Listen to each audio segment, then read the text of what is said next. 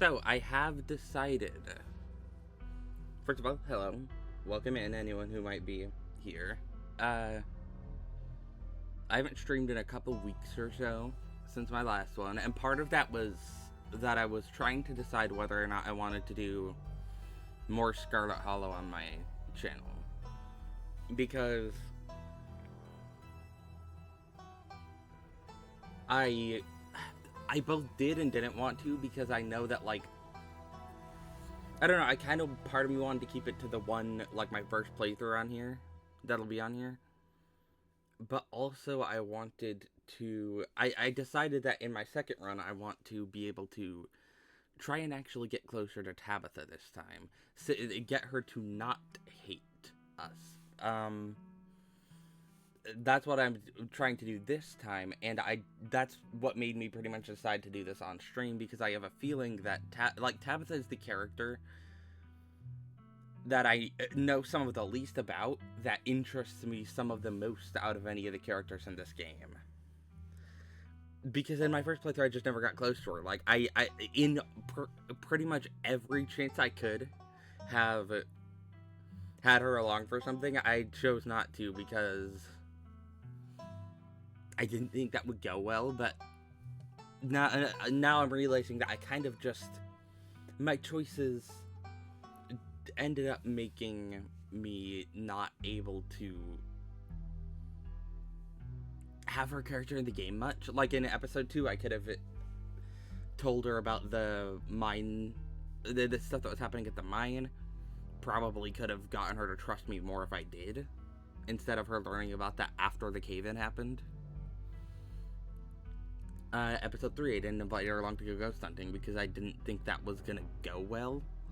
But I mean, if Avery comes if you invite them, so I'm guessing Tabitha comes if you invite her. Episode 4, I don't think there was really a ton I could do. Episode 4 was when she kind of snapped on me, because I had, like, gone behind her back to do so much, and she was, like, at the end of her rope with me. And episode 5, I am most interested in episode 5. Episode 5 is part of the reason why I'm deciding to stream this entire playthrough, where I'm trying to get closer to Tabitha, because I am so interested in how episode 5 is going to go.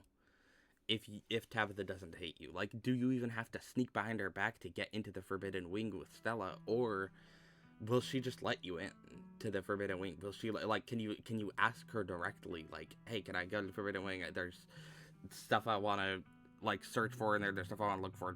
I think there's stuff I could find in there. Or at least maybe she is not going to be so immediately on calling the cops immediately when she finds out that you've gone in the Forbidden Wing. That's the stuff I'm interested about with this playthrough. This episode 5, I feel like, is going to change a lot with this playthrough. And that is a lot of the reason. Because I think a lot of these other chapters, like this playthrough, I am going to kind of skim through some of the dialogue that is a repeat. I'm going to try and make it, like, if it's not like any of the inconsequential dialogue, quote-unquote inconsequential dialogue or something. Like, if it's new dialogue, I'm gonna read it. If I'm pretty sure it's new dialogue, I'm gonna read it. But, like, you know, some of the stuff, like, the stranger on the bus ride, like, the initial bus ride at the start of episode 1, I'm gonna skim through that and just, I just gotta skim through that, because that, as far as I know, isn't gonna come back in the game. I think it's just a tutorial to learn how to do the dialogue stuff, how to, like, pick choices, the fact that your choices can choose what your character does and doesn't like.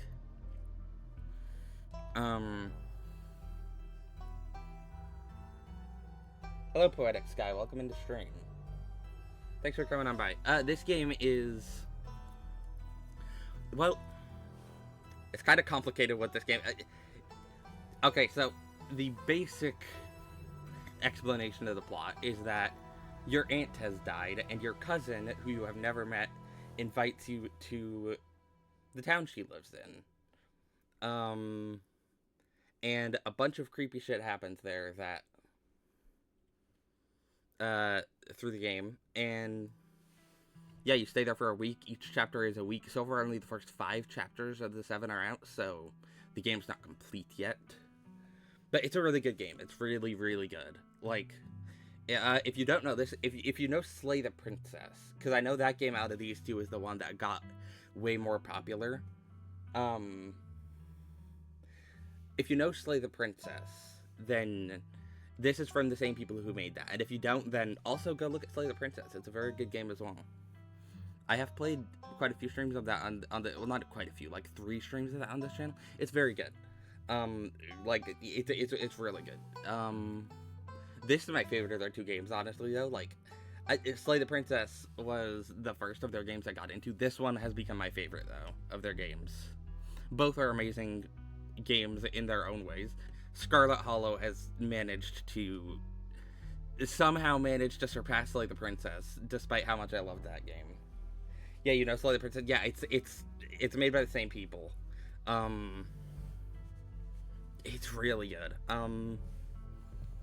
Let me think about other stuff this playthrough. So this playthrough I'm trying to do is, I want to try and see what an optimal version of my last playthrough would be. Now, knowing what I know from last playthrough, is that I am going to still choose Stella as my romance option, because I'm specifically interested in seeing how the romance with Stella changes if you get close to Tabitha.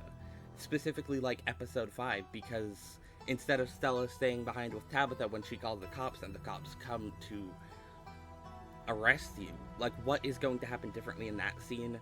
What's going to happen differently in a bunch of different stuff? I am very interested in how that changes. And also, if I click start here, just gonna pick Lilac the same as the before, because you live in the city of, I don't fucking know. You live in the city of, I'm just gonna pick the same thing as before, just because it's funny. Here, confirm. Okay, so my traits. These are going to be important this playthrough. I have done some research, some very minimal research, on specifically what some of these do. Some of these. I don't know what all of these do. In specifically the big choice of the chapter. Because I know Mystical, like, I could use Mystical to save Kanika at the end of chapter 5. And apparently each of these has a chapter in which they are very important. And they play a part in the big choice of the chapter. You can either escape a choice, or you can make a choice easier. So this is going with the optimal playthrough. And by the way, I'm calling this the optimal playthrough. I am not going to have this as my main playthrough when chapters 6 and 7 come out. When chapters 6 and 7 come out, I still have the save from the end of my last playthrough. That is going to be the one I played through the first time, but this one is pretty much going to be my second playthrough I played through the game with. I played through those next 2 chapters with.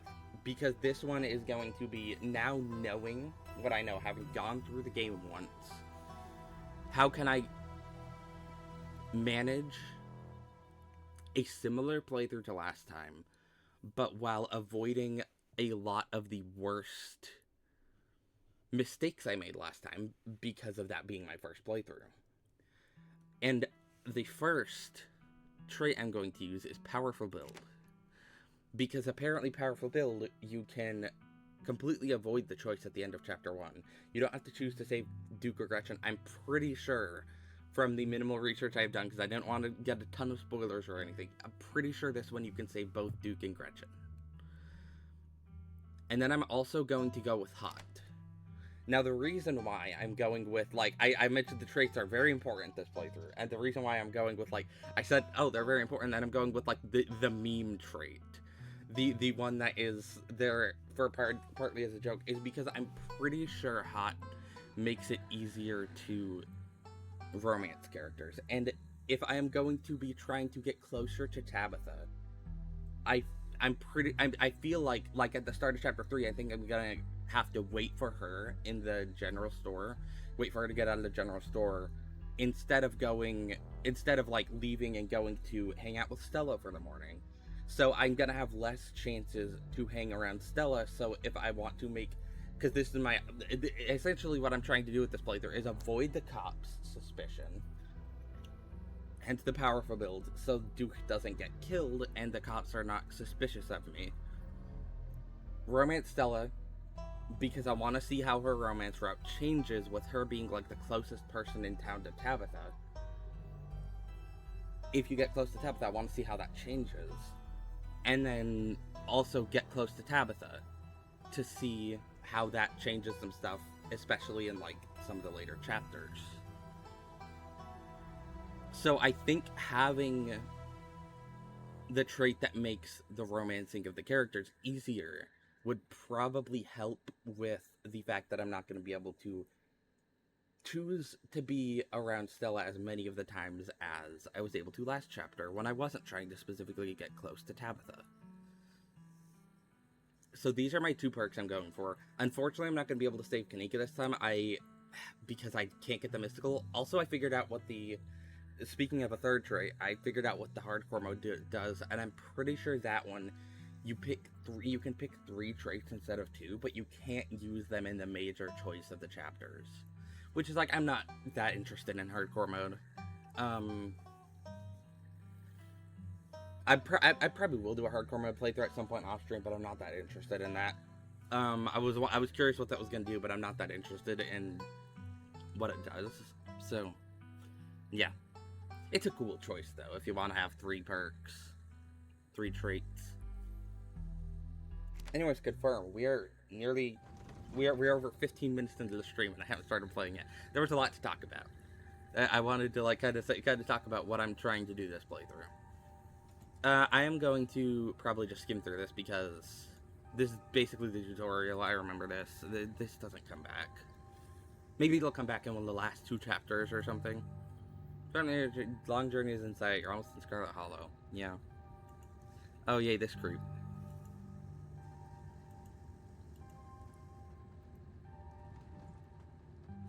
Fucking expression art on him is really good though.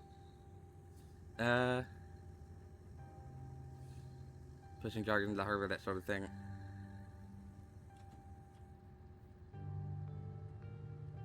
Remain silent.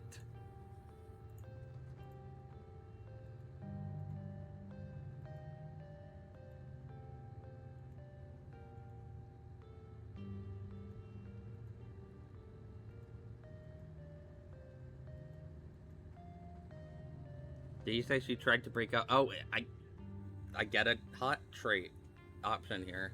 Did you say she tried to break up with him? You can't even begin to imagine what that might feel like. Nobody's ever broken up with you. Oh my god. I honestly can't say anyone's ever tried to break up with me. Yeah, I kind of feel like killing someone right now, actually. No, not really. Yeah, all the time. Never followed through with it, of course. Why are you telling me this? You don't know me. I have never felt that way about another person, and I find it alarming that you have. Smile and pretend you didn't just say that. I'm pretty sure that's like the same choice I made last time.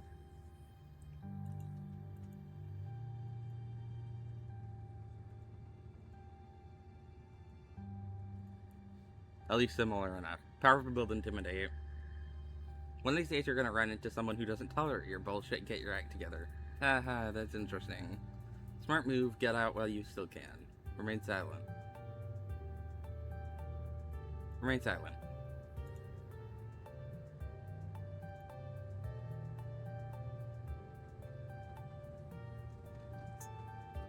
I feel like my character is just so fucking shocked by what he is saying that she doesn't know what to say at all. I didn't. Scarlet Hollow, just a small town. You've probably never heard of it. I didn't. Don't to be nasty, I was just asking, not looking to follow you off the bus or anything.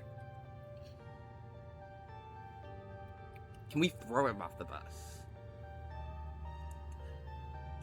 You can't, don't joke about following someone off of the bus like that. That's creepy as fuck. I mean, this guy's also a creep, so... I mean, yeah, that makes sense. That's in character, but... Oh my god, yeah, he knows no matter what.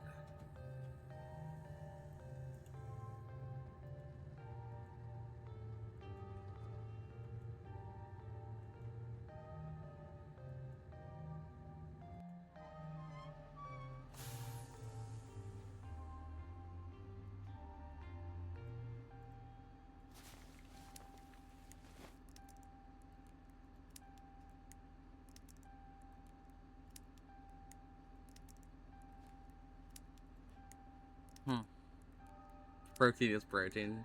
Nice, I love boiled peanuts. No, take the peanuts. No thanks. Screw you and screw your peanuts. I'm actually allergic to peanut. Hmm.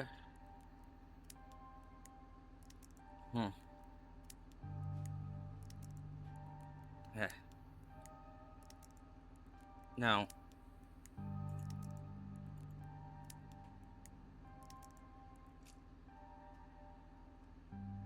I'm not taking them this time. Oh wait, I probably should have read that dialogue. I realized that was a different choice I made last time. Yeah, whatever. I'll remember for other dialogue. It's the tutorial anyways. It's not like skipping the most important dialogue in the game or anything. Do wish I'd read it, but yeah, I could do that with the other.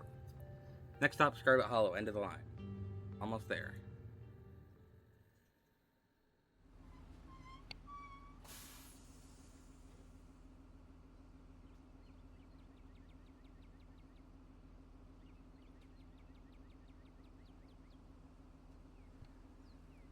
The bus finally comes to a stop, its brakes squealing as it deposits you in front of the Scarlet Hollow bus station.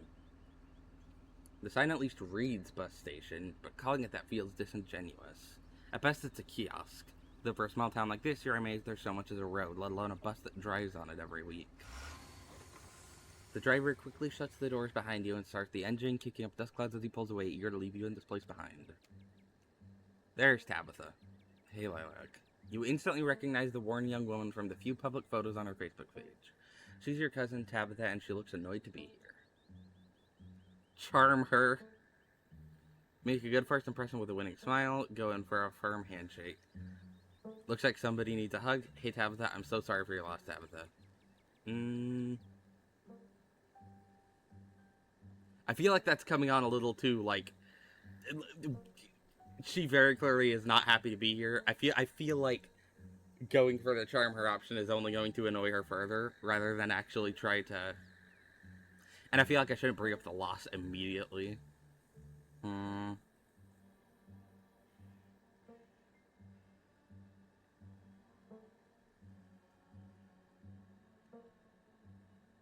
Like, that's a little bit too immediately, like, friendly and outgoing for probably what Tabitha would... I'm trying to figure out what the best... Because now I'm actually actively trying to.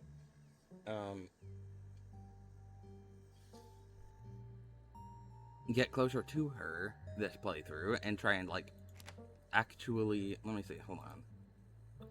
Overwrite my save, and we're gonna make sure that I get a good choice here. And I am fine with... This playthrough, I probably am gonna be fine with, like... reverting a save if I make a choice that is, like, very clearly not good, because my last playthrough I didn't really want to do that, because I don't think I ever reverted a save on a choice, because I wanted to stick with my choices. But this is second playthrough. I am okay with not sticking with the choice. I feel like the Hey Tabitha might just be the best option. Come on, let's get back to the estate. I don't want to spend any more time here than I have to. Your cousin turns and motions through an old BMW parked near the bus kiosk. You follow her, clambering into the dusty relic.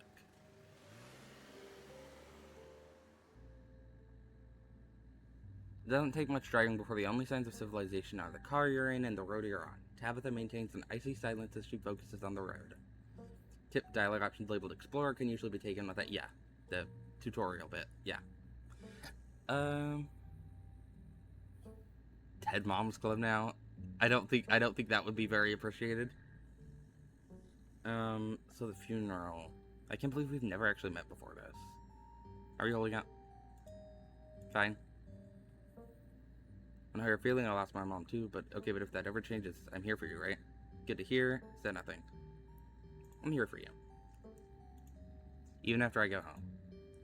Sure. Can't believe we've never actually met before this. You have your mom to thank for that. Or had, I guess. Don't know what my mom did to piss off this side of the family, and I know what you're going through right now, but that comment was unnecessary. Is there bad blood between us? You don't know me, and I don't know what my mom's problem was with this side of the family. I don't know why my mom left or what kind of grudge she had against this side of the family, but I'm sorry. I wish I'd known about you. I feel like that's a good option. Whatever, what's done is done. Remain silent. I don't think any of that stuff's necessary to bring up right now specifically, so. And here it is, the Scarlet Estate. Though it's seen better days, its crumbling elegance is not lost on you. Someone used to cramped apartments in gray cities. Your mother told you about this place many times before she passed, always with an anger burning beneath her words. The faded majesty you once imagined doesn't quite compare with what's in front of you. As you stare at it, perched on the crumbling cliffside, you can't help but feel like it's something that should have been left to rot a long, long time ago.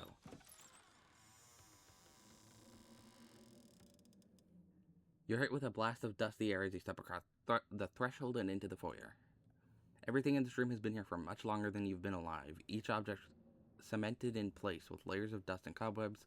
You hear the floors creak on the hinges and the aches and moans of ancient floorboards as the house itself sways in the wind. Welcome to our family's humble estate. Unfortunately, due to the current state of this house, only a few rooms will be safely accessible during your stay. I wouldn't go anywhere else if you value your limbs. The floors have been known to give out. If you know what's good for you, you'll stick to your room, your bathroom, and the kitchen. And hallways, I guess. But only the hallways you need to use to get to those places. I'll show you around so you know where it's safest to walk. You can leave your bags here for the time being. Oh man, this place is huge. I can't wait to unwind. Cool, thanks. So, you live here? It's beautiful. It's beautiful and clean. This place is falling apart. I thought y'all were loaded. Can't you afford to fix this dump? Remain silent. It's beautiful. It is. The estate was the prized jewel of this region for a long time. It's quite a magnificent piece of architecture even now. Shall we begin our tour? Follow me. You put your bags down and follow Tabitha through a long, dusty hallway. She delicately steps over holes and tears in the floor, and you do your best to trace her steps. Kitchen. On Wednesdays, a woman from town comes in and does the cleaning. Her name is Janie. I wouldn't recommend socializing with her. She'll talk your ear off. If you need any food, there's fixings for peanut butter and jelly. Don't touch my mac and cheese or my ice cream. Those are off limits. Oh, and you can also access the garden through there, but it's pretty wild, so I wouldn't if I were you. So cleans this place. You said someone actually cleans this place? Have you ever actually seen that happen, or does this person just say they did it and leave? This is so nice. It's nice. It's perfect. PB&J, how'd you know it was one of my favorites? Is there anyone in town to buy food? What if I want ice cream? Alright, what's next? It's nice. It's a kitchen. Yeah.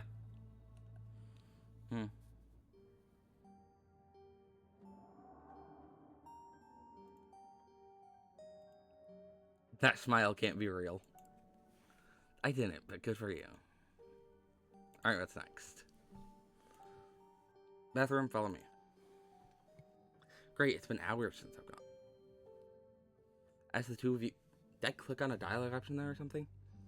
Does my character ever talk without me picking a dialogue option? I don't think maybe I looked away for a second. Maybe I accidentally clicked on dialogue option or something. As the two of you leave the kitchen, you pass by a tuxedo cat sitting on the countertop. Oh, I don't have to talk to animals this time. Is that your cat? What's its name? Furfur, do not try to pet her. If she wants to be pet, she'll let you know. Leave the cat be. You decide to follow Tabitha's advice. Shall we move on? The bathroom awaits. You once again follow Tabitha through a long, dusty hallway. Maybe after a few nights it'll get easier to navigate these spaces, but for the time being, you feel lucky to not have fallen through the floors. Guest bathroom. Not much to show, it's a bathroom. I'll wait outside. Do what you must if you must. It's a wretched bathroom. Piles of junk sit untouched in the corners of the room, and mystery stains paint the floor.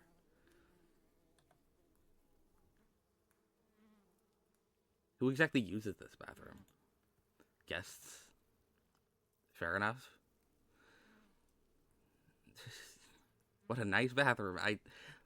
I'm pretty sure one of the perks is probably gonna be like a one that makes me better at lying. I don't have that one, so I'm not gonna. That one's gonna get easily seen through as a lie.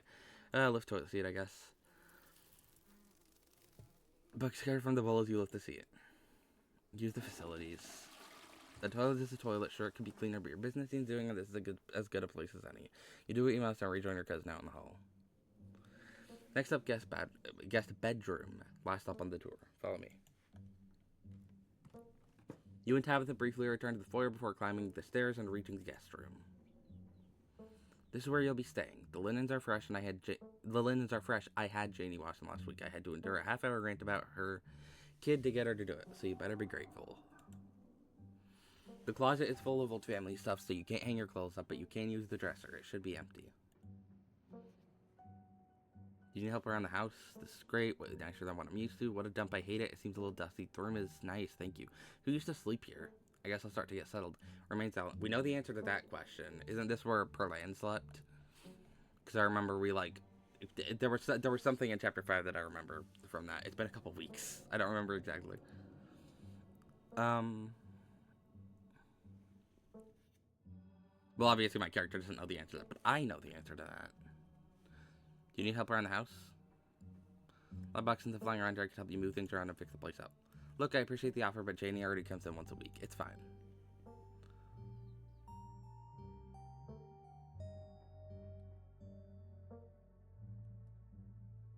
It was great.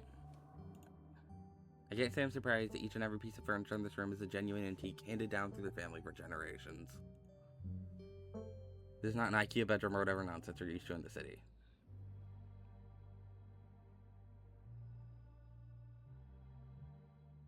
Let's start to get settled.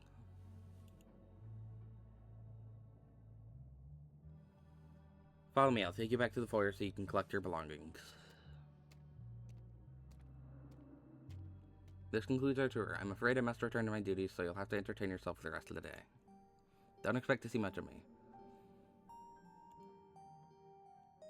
Hey, so is it cool if I have people over at some point this week? Oh my god.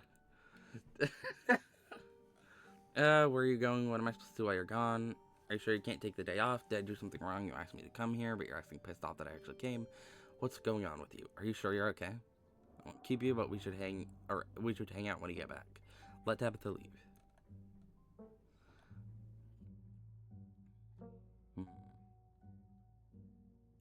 Where are you going? To work. Somebody has to pay the bills around here. What kind of work do you do? Around the coal mine, same as every Scarlet who came before me. Except for you and your mom. It requires a lot of time and concentration, so I'd appreciate it if you didn't keep me for long. I didn't know we owned a coal mine. Can I come on? This is pretty impressive and exciting.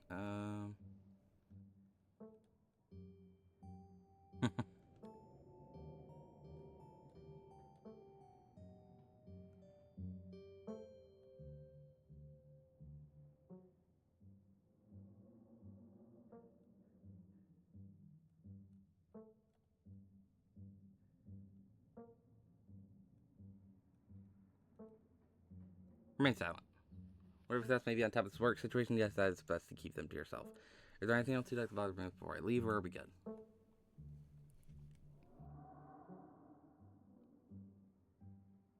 Did I do something wrong? You asked me to come to the funeral, but since the moment I got here, been acting like I spat in your coffee. What's going on? Was it something I said?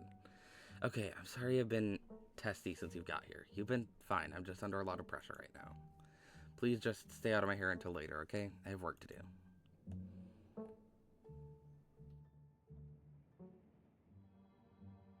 We should hang out when you get back.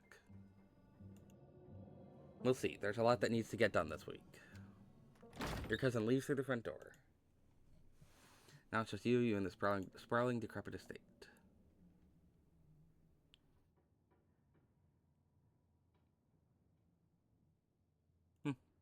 Sure. PB&J sounds good right now. Head to the kitchen. You're back in the kitchen, ready to catch a beautiful peanut butter and jelly sandwich. It's a daunting task. Come to place. To get started, you'll probably need to peanut butter, jelly, bread, and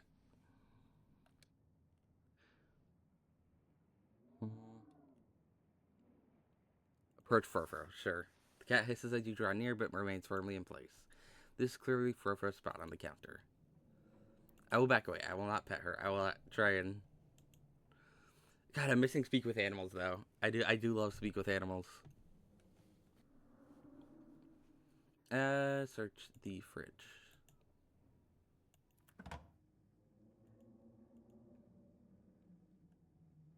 Take jelly.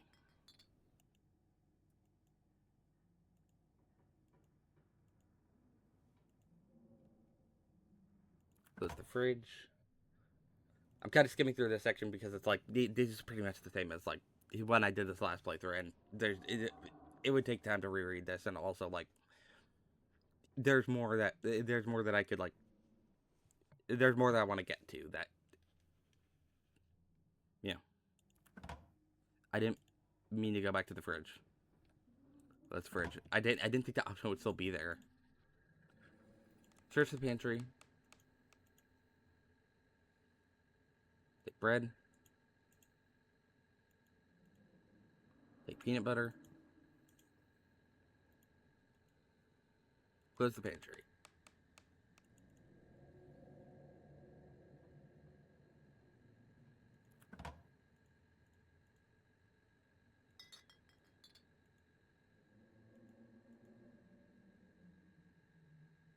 Close the cabinet.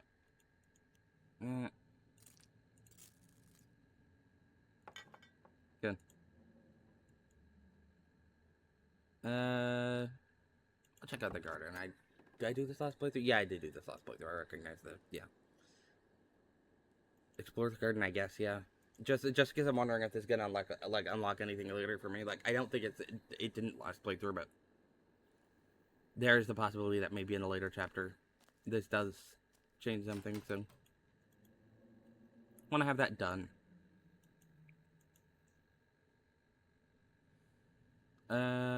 Investigate the freedom wing of the estate. No. Settle into your room. You stand at the entrance to your room. Take a nap you've earned it, put your spare clothes in the dresser. Oh, I didn't do this last playthrough. Yeah, I didn't know there was a possum in there. You drag your suitcase over to the dresser and open the bottom drawer. An opossum lurks within. It is quiet but angry.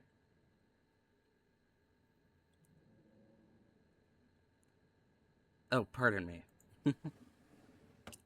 You gently close the drawer, leaving the marsupial in peace. This drawer belongs to the opossum and there's nothing you can do about it. You open the top drawer next. It's empty, as good a place as you'll find to put your clothes. Based on the state of this house, you wonder if you'd have been better off keeping your clothes in your nice, clean bag. But there's no going back now. Check the closet. There's the creepy doll, yeah. You can see why your cousin said you should put your clothes in the dresser instead of this closet. There must be decades of family history stacked up in here. I'm leaving the doll be. I'm not touching that. Some things are best left untouched. You close the closet behind you.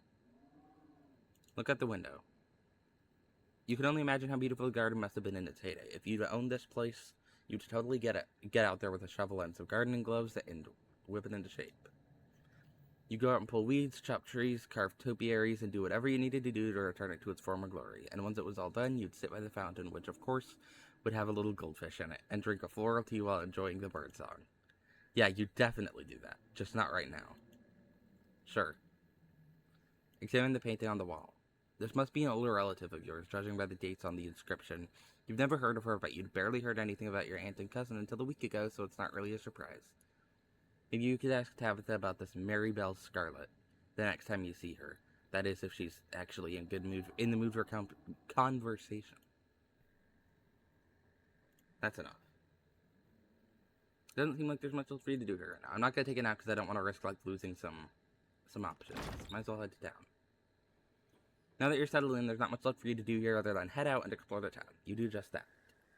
Yeah, I don't think I did the settling into room option last playthrough, so that's why I read through that dialogue, is because I don't think I did that. If you'd have known you'd wind up having to walk all the way back to town, you probably would have just asked Tabitha to leave you at the bus stop, especially with how unhappy she seemed to see you.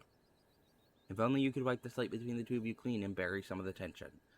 But maybe her mother's funeral isn't the best time for something like that. Then again, maybe it's the perfect time. Continue down the path. I don't think... Did we ever hear about a Mary Belle Scarlet? I'm trying to think, because we learned, like, plenty of different names of past Scarlet relatives. I don't think we ever learned about a Mary Belle Scarlet specifically.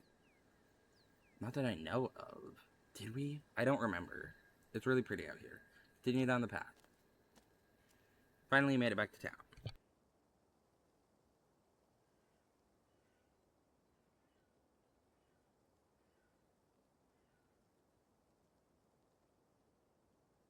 Alright. The Holler, as that guy on the bus called it, has probably seen better days. It still has the feeling of an idyllic country town, but its sidewalks are cracked and many of the storefronts are boarded up, their windows dusty with age. A chill breeze sweeps down the lane and you shudder, suddenly feeling as if you're peering into a grave. Oh, there's Gretchen. Yeah. Gretchen, come back, quit bothering strangers. Oh, I haven't seen you around here before. Hot, the young woman is noticeably flustered by your appearance. It's a phenomenon that you, as a hot, are all too familiar with. Sorry about Gretchen. She can be very slippery when she wants to be. Hope she didn't scare you. As a hot. Oh my fucking god. This perk is so fucking good. It's so funny.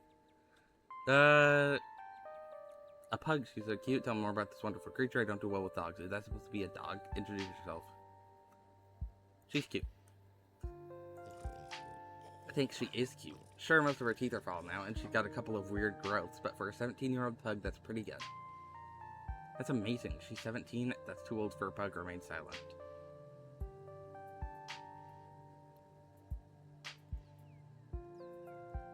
It sure is. I'm hoping she beats the current record holder and makes it to 19. Or better yet, 20. The more time we get together, the better. Isn't that right, Gretch? But what am I doing? I got so caught up in the excitement of meeting someone new that I entirely forgot to introduce myself. I'm Stella. It's not often I see a strange face in the holler. Every now and then there's a new crop of cool folks, but you don't look dusty enough for that. You aren't in town for the funeral, are you? The Scarlet funeral? Introduce yourself. Yep. Maybe I am, maybe I'm not. No, none of your business. Remains out. Introduce yourself. You must be Tabby's cousin, right? That's the only person I could think of who would come to town for the funeral. How's she holding up? To be honest, I've been a little worried about her all alone up in that big house. I'm sorry, did you say Tabby? I can't imagine Tabitha ever going by something so... cute. She did back when I knew her better. It's been a while. I hope she's okay. She's alright, I'm worried about her too. She always so, I don't know how she's doing, but I don't care. Why do you care? She's awful, and as far as I can tell, she openly hates me. I'm worried about her too. She's always been a little rough around the edges, but I figured she'd probably be having a rough go of things. She and her mom were really close. To think she's been up in that old mansion all by herself. It'll probably be good for her now that you're staying there, even if she doesn't think so herself. How long have you known her? Are you two friends? She's really not worth her time, roommates out. How long have you known her? Oh, quite a long time. The town's really small, so everybody's known everybody else as far back as they can remember. Tabby and I got a little close when we were both in the school's production of A Midsummer's Night Dream. I was Puck and she was Mustard.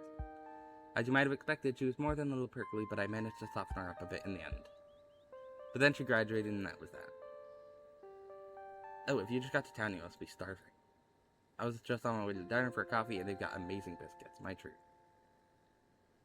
Hot flirt. You could flirt with her in episode 1 if you have the hot trait.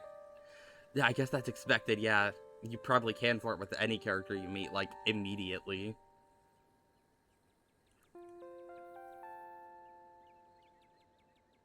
Turn around and lean that second. Alright, I should go. Yeah, I'll pass. I think I'm just gonna wander for a while. Think out for. I'm not really hungry. Nice meeting you. Sure, why not? Biscuits are a treat. I normally throw against accepting strange fruit invitations from people I don't know, but I'll make an exception because they're pretty. You know what? Sure, let's pick this option. I picked the trait, so... What can I say? I know I have my charms. The pleasant aroma of greasy breakfast food hangs heavy in the air. In contrast with the empty, lifeless atmosphere of the family estate, the diner is filled with the comforting din of human life. All of which grinds to a sudden halt as the patrons realize that a stranger has entered this establishment. Oh my god. Everyone, I'm like, what are you looking at? Quietly slide into the nearest booth, silently stare at the patrons. Let's pick this one. Doesn't have the funeral. Nice to meet y'all. The woman behind the counter beams back at you. Hello there and welcome to the holler. You just let us know if you need anything, okay? You nod politely, giving a small wave as you install a slide into the nearest booth. Looks like you'll probably be the talk of the town for a while. It's not often folks around here meet many strangers, and with who you're related to, well, folks love their gossip, you know. Hey Stella, I went ahead and fixed you up a coffee. They quietly place a cup of coffee in front of Stella. And here's some bacon for the little lady. Gretchen sniffs the bacon and digs in.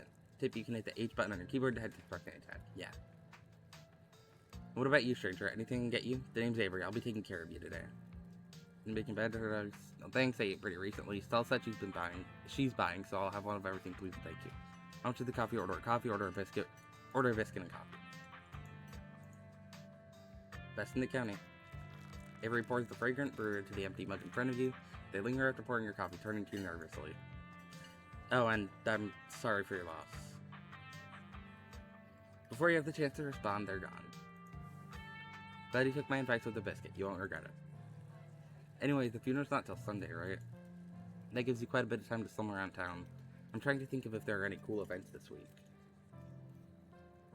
There's always the reading adventure at the library, which is supposed to be for little kids, but I do it every month anyway. Oh, and I'm pretty sure Avery's throwing a party Saturday night, so there's a fun thing to look forward to. Oh wait, yeah. I forgot that had been mentioned. We'll probably get to learn a lot more about them in chapter 6 then, right? That would be chapter 6. Yeah, because well, no, it's chapter, I don't know, actually. That would be chapter, yeah, because chapter 7 would be the day of the funeral, so, yeah, I guess chapter 6 we'll get to learn more about Avery. That'll be fun. And there's the weekly Sunday potluck.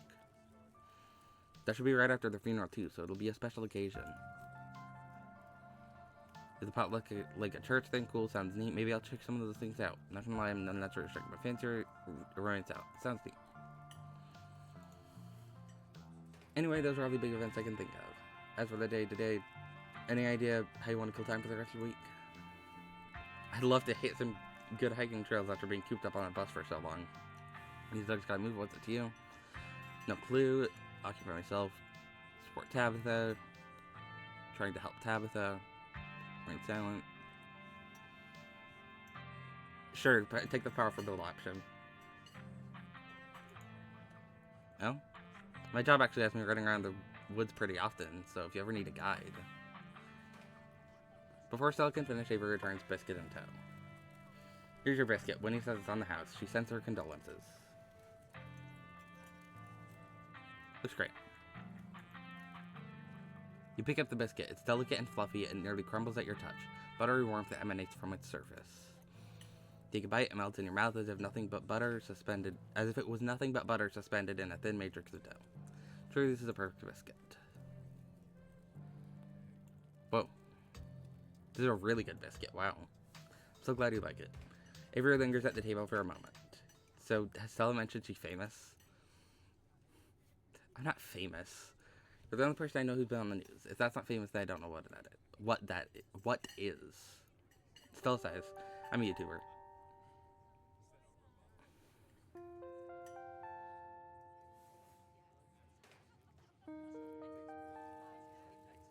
Well, never met a YouTuber before. I'd love to check out your channel at some point.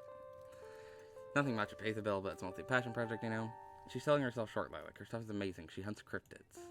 I think the best video to start with would be that river run. You know, the controversial one. Right? Fucking... Yeah,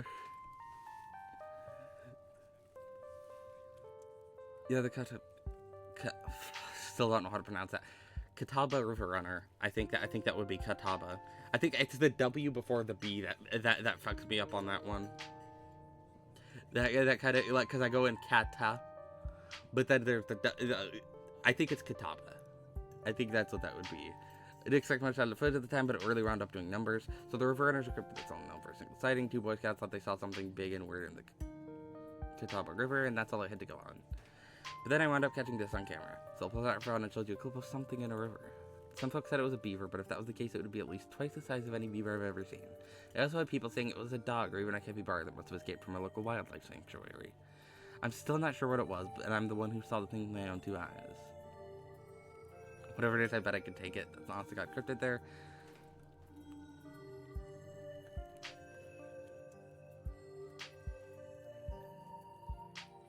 Right, Gretchen doesn't tell me it's definitely a mountain lion thing this time because I don't have the fucking talk with animals. I am missing that trait. I do like the talk with animals a lot. That's probably my favorite of the traits. Just because I haven't tried out all the traits, obviously, but you know.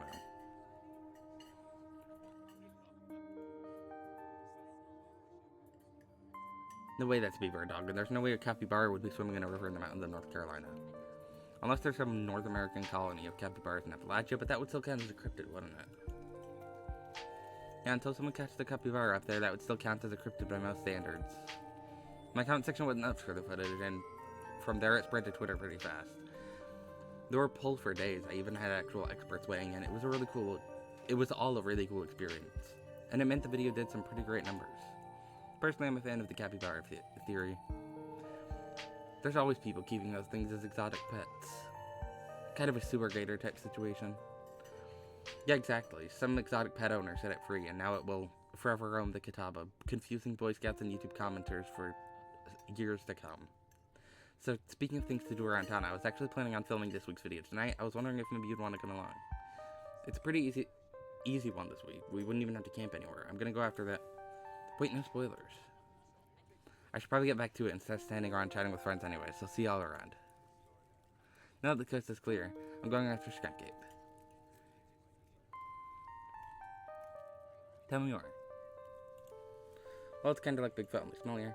Most skunk ape sightings are from Florida, while I was doing research for last week's video, I came across a report where a lady from a town over claimed to have seen one on her deck playing tug of war with her dog. And as I leave no stone unturned, I decided it was worth investigating. So what do you say? Want to tag along? Hold the camera for me while I narrate against the darkening sky, that sort of thing. It's a date. Hell yeah, I've been hoping you to ask since the moment I heard cryptids. I live for the thrill. That depends. Will Gretchen be there? Absolutely, against my better judgment. Yes, it's not like I have anything else going on. Are you nuts? Absolutely not. Are you asking me, a stranger, to follow a girl I just met into woods unknown at night to chase after dangerous beasts? I'm gonna have to decline. How about a rain check? I'm still trying to get the lay of the land here. I don't know, so I'm kind of white. I think I'm good. I'm sure Tabitha's expecting me home at some point anyways. No, remain silent. It's a day. Cool. This is gonna be a lot of fun. I actually started the channel with a couple of buddies of mine back in middle school, but it's just been me and Gretchen for quite a while. I miss those two. Our videos were terrible. Maybe you'll get the chance to meet them later this week. So we should probably head out if we want to make it up the mountain before it gets too dark. Come, let's focus. But before getting up, it's time to make for a good first impression. Leave a generous tip again. You reach into your pocket and pull out a crumpled $5 bill. You know it's a bit more than one would expect to get from such a short dining experience, but you might as well share the wealth while you've got it. You smooth out the bill before placing it on the table inconspicuously. And that's awesome of you. Avery will appreciate that, I'm sure. Stella turns to leave the diner with you following close behind.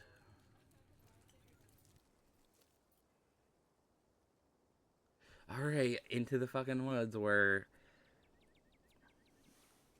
shit's gonna happen more. Where the main shit's gonna happen for this chapter.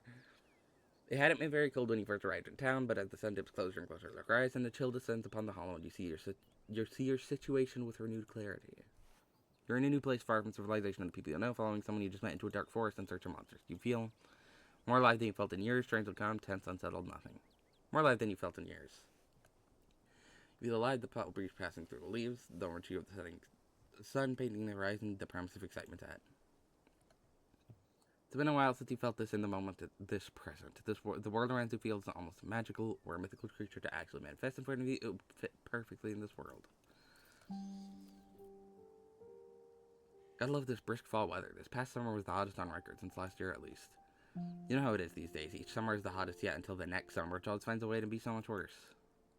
It's just nice to feel the chill in the air and see the leaves change, like normalcy is restored, if only for a moment. Sorry if that was a bit of a bummer. We should talk about something else more fun, like skunk apes. Were you really expecting to find anything out here? Do you ever find things that aren't cryptids? Has anything ever happened on these hikes? What's the weirdest thing you've seen out here, other than cryptids? Let's move on. Do you ever hunt things that aren't cryptids? Yeah, for sure. I used to go after all sorts of spooky stuff. I never had that much luck, though. Especially when it came to ghosts. Back when I first started doing solo videos, I'd go into all sorts of old abandoned buildings, hoping I'd stumble across some sort of activity. But nothing ever happened. It was always just me and my camera in an old house, getting worked up over a gust of wind or a creaky floorboard. When all said and done, I've just been a lot luckier with cryptids. I want to believe in ghosts so bad, and I can't rule out the possibility that there really are true hauntings out there, but if there are, I sure as heck haven't seen any myself. God, there's even, like, playing back through this, there's the hint there that, like, because now we know why she believes about, or why she wants to believe in ghosts, and why she went chasing after ghosts. There's the hint here, like, that she's clearly, the fact that she hasn't seen anything clearly upsets her.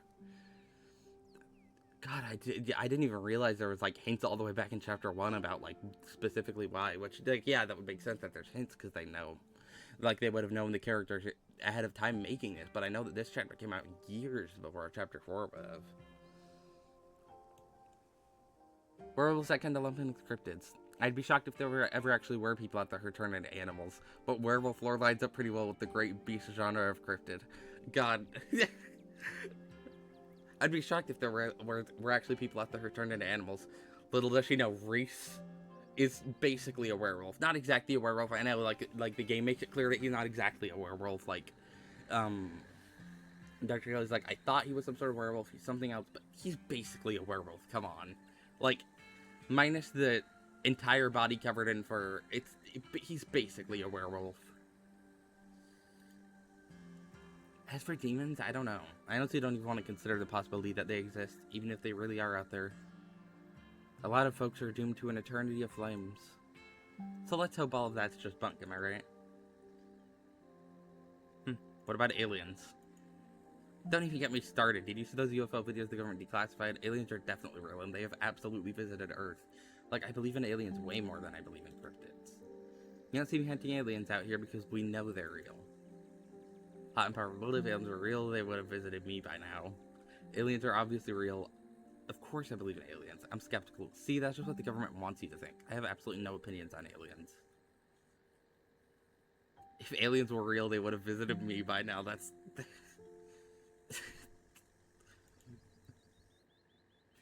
That's... The hot dialogue options are so fucking funny. They'd be looking for the perfect human specimen, and not to toot my own horn, but I've been called that 3 or 4 times before. Other people's words, not mine. Well, they aren't wrong. Maybe aliens have a different idea on what the perfect specimen looks like, though. Maybe they have a particular affinity for truckers and late-night convenience store clerks, and that's why they keep messing with them. Has anything bad ever happened on these hikes? Let me think. There was that time back in early high school when Reese fell down a cliff. But he was fine. We had some folks from town to rig up a pulley to get him out of the ravine, and his leg only took a week or 2 to heal. All in all, not too bad. Though I guess there was also that time when I was out here alone and kinda got stuck in a cave.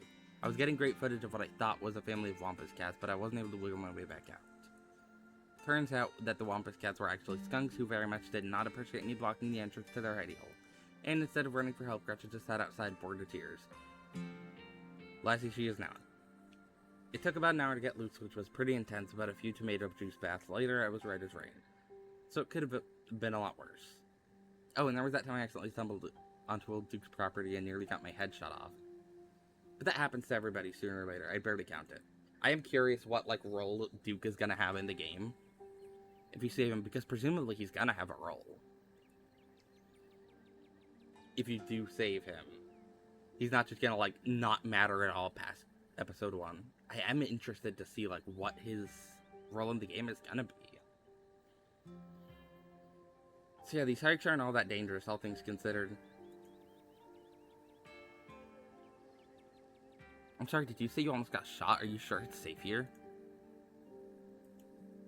You know, I'm a little surprised to see you getting cold feet. I know we just met, but I had you pegged as pretty adventurous. I really wouldn't worry about Duke, though. He might be a little jumpy, but he means well, and these trails are a ways off from his farm. And if that makes you feel any better, I've been out on the trails with him before. The man knows sounds like a truck crashing through the woods when he walks. We'll hear him long before he sees us. And the wildlife isn't anything to be afraid of either. The worst I've seen up here is the occasional black bear, and even they scare easy. Sure, sometimes we're gonna be prepared for something, but we're as prepared as we can B. I even carry bear mace. And if you're as prepared as you can be, why give into your anxiety when you can have fun instead? Anyway, all this is to say we're good, don't worry. What's the weirdest thing you've seen out here? Oh, the deer I saw stealing baby birds out of a nest and eating them, that was pretty messed up. But I think most people know about that these days. I've seen tons of videos of other deer doing it, so I'm not sure if it counts as weird anymore. Oh, technically, that's definitely the worst. It's a 5 foot deep, 30 foot wide pile of old cans and bottles and assorted garbage with grass and trees growing on it, so you could barely even tell it was there until you stepped on it. It was practically solid ground with how much it had been compressed, but you could still fall through if you weren't careful, hence the name. Better be up on your shots if you want to mess around in there. It's all stuff from the 50s too, which is super neat. I salvaged a few bottles that I keep on my dresser as a little souvenir. You hear that? No, here comes Duke. Oh, calm down, Gretchen, you old nut. Sorry for getting spooked, Duke. I thought you were some creature of darkness. Nah, girlie, just old Duke. Now what the hell are you looking for way out here? Skunk ape? Sorry I asked. And who's this you got suckered into coming in with you? Wait a tick, you aren't... Is that? Yep. I see. Welcome to the holler. My condolences, I'll keep you in my prayers. Now both of y'all head on back to town, dear. Yeah, here. It's best you steer well clear of this area tonight. I'm not dealing with my own critter and wouldn't be too appreciative if crippled fools with the cameras scare away the more sensitive wildlife. Where are you hunting tonight? Something tall and hairy? Something musky? You see anything like that recently? Wouldn't you like to know? You never could stay in your business, Stella Richmond. Put that damned camera down. Oh, come on, Duke. Maybe I could help out. Yeah, I'm pretty good at tracking. You know I learned from the best. That you did, but I have yet to see a shred of proof that you listened to any of it. The way you trump around the woods at night yelling about chunkabungas or whatever have you. Something's been getting at my chickens, and I lost 3 this week. I can't afford to lose any more than that. I wonder if Skunk Ape has a taste for chicken. Now see, this is why I don't come to you about these things. It ain't no Skunk Ape, whatever the hell that is. I know exactly what this is, but I know you won't believe me if I tell you. Oh, dude, you don't think it's... I do, actually. It's those damn mountain lions. They're out here, Stella. They're out there, Stella.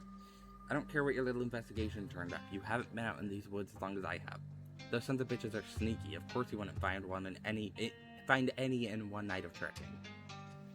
And I know for a fact that's what's been getting at my chickens. It couldn't be anything else. I'm telling you, man, mountain lions are extinct in these parts. There haven't been actual sightings since the 1990s, and even those were iffy. I can't believe you go out there on your YouTube saying some river monster spotted by a couple school-age Boy Scouts has been 100% confirmed, yet Appalachian cougars are some kind of far-fetched fantasy made up by geezers like me. You made me look like a fool. I read those comments people were posting on your video. I'm sorry, Duke. I didn't mean to stick anybody on you. I just don't think it's plausible. You'll eat those words when I come carrying a mountain lion corpse out of these woods at dawn. And if you two don't want a face full of buckshot, I suggest you run home and stay out of the woods tonight. Proctor Bill tried to bond over sports. So you're a Duke man. I've met some pretty passionate sports fans, but I've never met someone named after a team. If you're threatening us, but we were here first. Like, if you find a mountain lion, don't kill it. Right on, Duke. Kill that mountain lion. Can't you just buy more chickens? Okay, let's go. Don't butt in. This is between Duke and Sal. I'm not gonna butt in. You stand awkwardly by as the two continue to argue. Duke, you're just wasting your time. Give us one night out there to see what we can find, and I'm sure we can get to the bottom of this. Yeah, right. You'll get some shaky footage of Raccoon and claim it's a heretofore unknown creature that has heat ray vision or some such nonsense. I know what I'm looking for, and there's no way I'm backing down. But I've got to film tonight. The videos need to be out by tomorrow evening, so I can keep on my schedule. If I miss an update, I might lose my new sponsor, and who knows what that'll mean for my career. You ain't the only one on a schedule. As you well know, my boy Bo and me are headed down to the state fair to show off Big Betty. We'll be gone near a whole week, so our chicken coop might as well have a big all-you-can-eat sign on it. You know how I feel about my chickens. I couldn't take it if I lost any more of my poor little ladies. Let's go, Stella. I don't see why I need to be involved in this. I'm out. There's too much pressure to walk away.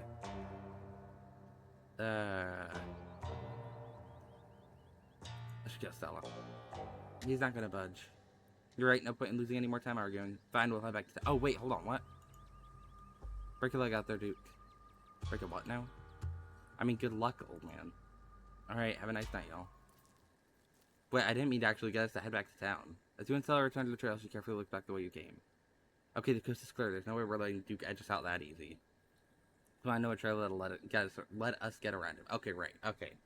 So, alright, I didn't know if I was actually getting us to go back to town.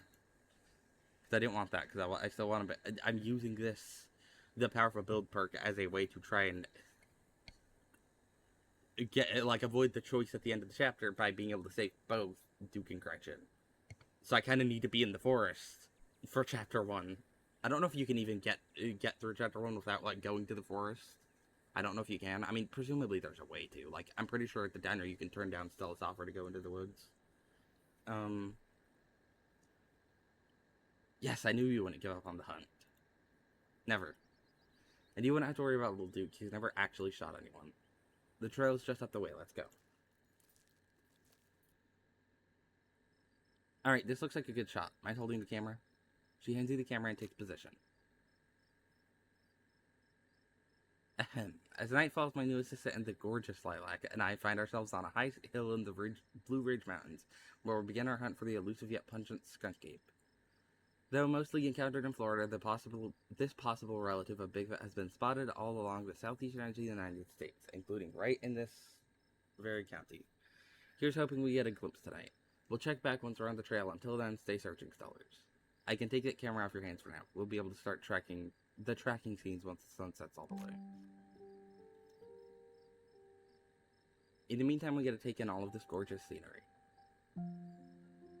It doesn't get better than this, does it? It's been so long since I've had a hiking buddy who could keep pace with me. It's breathtaking. It's hard to take it all in with the danger. Being this far from civilization stresses me out. I've seen better, not a fan of the bugs. Quietly look in Stella's eyes, remain silent.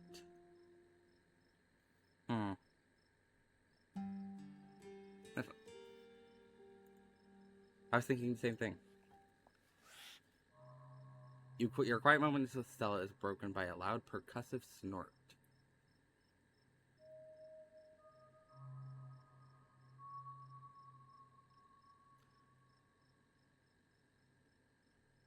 Get behind me quick, what was that? Skink Creeps found us. It's too fast to shock and run. Death has come for me at last. Goodbye, girl world. Remain silent. Do the powerful build one. I like using the perk dialogues. You don't have to jump in to protect me. Come on, let's check it out. I'm sure it's nothing. Alright, the deer. As you can tell, hear the footfalls of animals retreating into the woods. She reaches for her flashlight. Ugh. For how gross it looked. A single deer remains behind, staring down the beam of light while the Gretchen whines and pulls at her harness. Poor deer. Yeah. And then it's gone.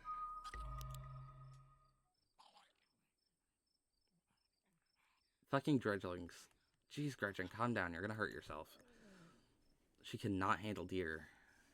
When she gets like this, I usually have to pick her up and hold her. She has a bad habit of slipping her harness when she wants to go after something. You're too much of a potato. They don't make harnesses to fit potatoes, do they? There's something wrong with that deer. Did you see its face? Yeah, it looked kind of messed up, didn't it?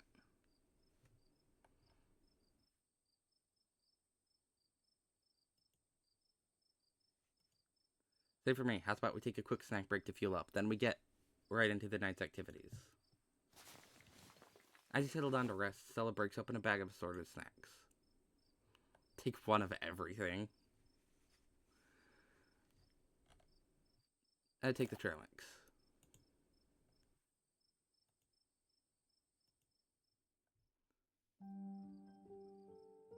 You and Stella settle down into the settle down on an overlook, snacks in hand. As the quiet sounds of evening of wildlife wash over you, Gretchen gnaws a stick, distracted for the time being. Right, I forgot about the fucking eyes on the eyes in the trees.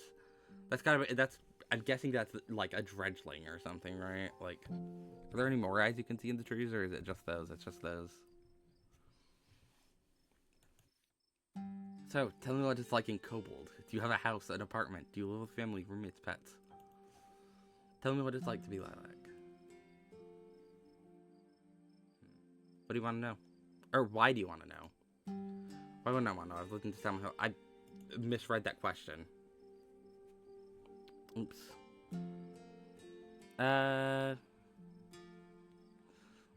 Let's see what the options were. Let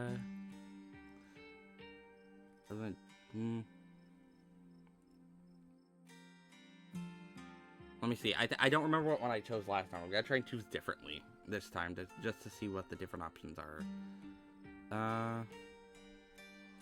I think this would have been. I think this was the one I picked last time. So, I live in an apartment with a difficult roommate. I didn't find this guy. An old roommate of mine had him moved in, then they just left and just stuck me with him. He's not the worst roommate I've ever had, so I can't complain too much. The biggest issue is his complete lack of respect for any boundaries. He sleeps on the couch in the common area most nights, always unclothed. He steals bites of my food when he thinks he's being really sneaky about, but there's nothing sneaky about taking a huge bite of a freshly made sandwich when there are only 2 of us living there, even if I'm in the other room when it happens. And he infringes on my privacy all the time, too. If I close the door to my room, he'll just start screaming and sometimes even attack the door until I open it. Then just walk away. It's like he has a complex about closed doors. Which of course also means he doesn't close the door when he's doing his business. Almost like he wants me to watch him. And at least once a week he somehow misses and leaves these big pee puddles, which I always end up stopping him. It's gotten to the point that I think he's causing lasting damage to the house, and no matter what I say or do, it just doesn't get through to him. Anyway, sorry for the rant, but I could go on for hours about this guy. I mean, he's got a cat, yeah, but he's a particularly horrible cat. It's not like I can just give him away or anything. That would be cruel. Oh, he's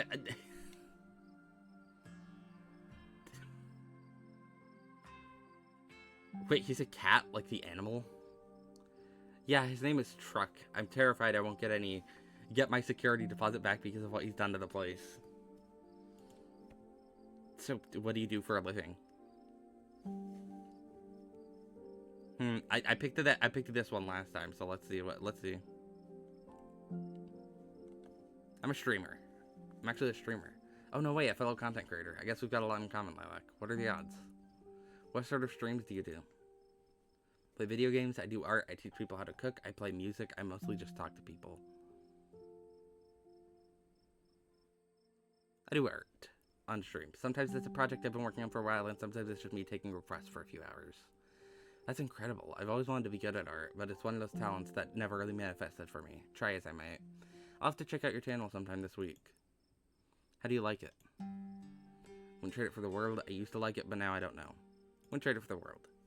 Most people I meet tend to raise their eyebrows when I tell them what I do, but I love it. It might not be much, but it makes me feel like I'm taking control of my own destiny. Believe me, I can relate. I don't think I'd give up what I do for anything.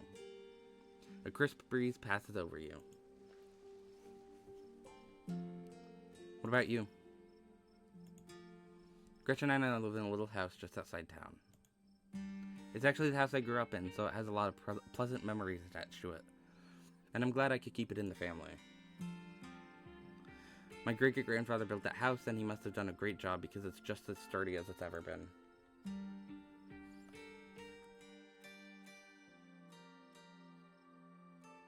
Do you live alone? There? Yeah, the place used to belong to my parents, but they're not around anymore. And the Holler's a small enough place that other folks didn't need roommates. Don't need roommates.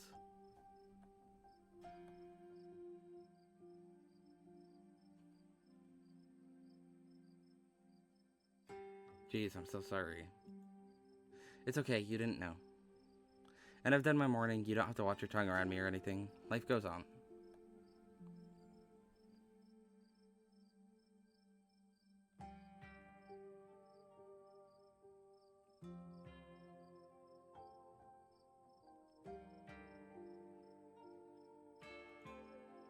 My mom died pretty recently, so I get it. It's alright if you ever need to talk about things. Oh, thanks, Lilac. That's really sweet of you. How are you holding up? I'm okay, hanging in there terribly, to be honest. I was glad to see her go. I didn't feel much about it. I'd rather not talk about it. Sorry, say nothing. I'm okay, hanging in there. It was a long time coming, so it wasn't a surprise. I'd kind of come to terms with it by the time it actually happened. And it's not all bad. She doesn't have to be in pain anymore, that's a relief. The hospital bills are another story, though. I can't even imagine how bad that must be. It's just salt in the wound at that point. Oh. It's showtime. Jesus Christ. Skunk ape. More deer. Please tell me that was a raccoon. Say nothing. Skunk ape. Oh man, it's skunk ape. It's gotta be, right? Could be, could be. Whatever made that sound, I've never heard anything like it. And it's close. Here, watch Gretchen for a moment while I check this out. Alright, time for the main event of the chapter. You and Stella inch the tree line as she shines her flashlight into the woods. As you approach, a series of weak clucks call out from a nearby bush. Maybe Duke's birds weren't eaten after all. Jesus, yeah. What the hell was that? Hold on, I gotta play that back. Holy shit. I'm guessing it must be maybe 2-3 feet tall. Doesn't look hairy either, so I think we can rule out skunk ape. But whatever it is, it has one of Duke's chickens. It looks like it's headed north. Let's go after it. Right behind you. You follow Stella as she sprints into the unknown, Gretchen excitedly pulling you along by her leash.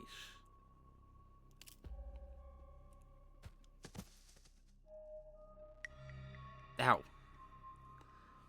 Are you okay? Oh god, the monsters got you. We're gonna die out here.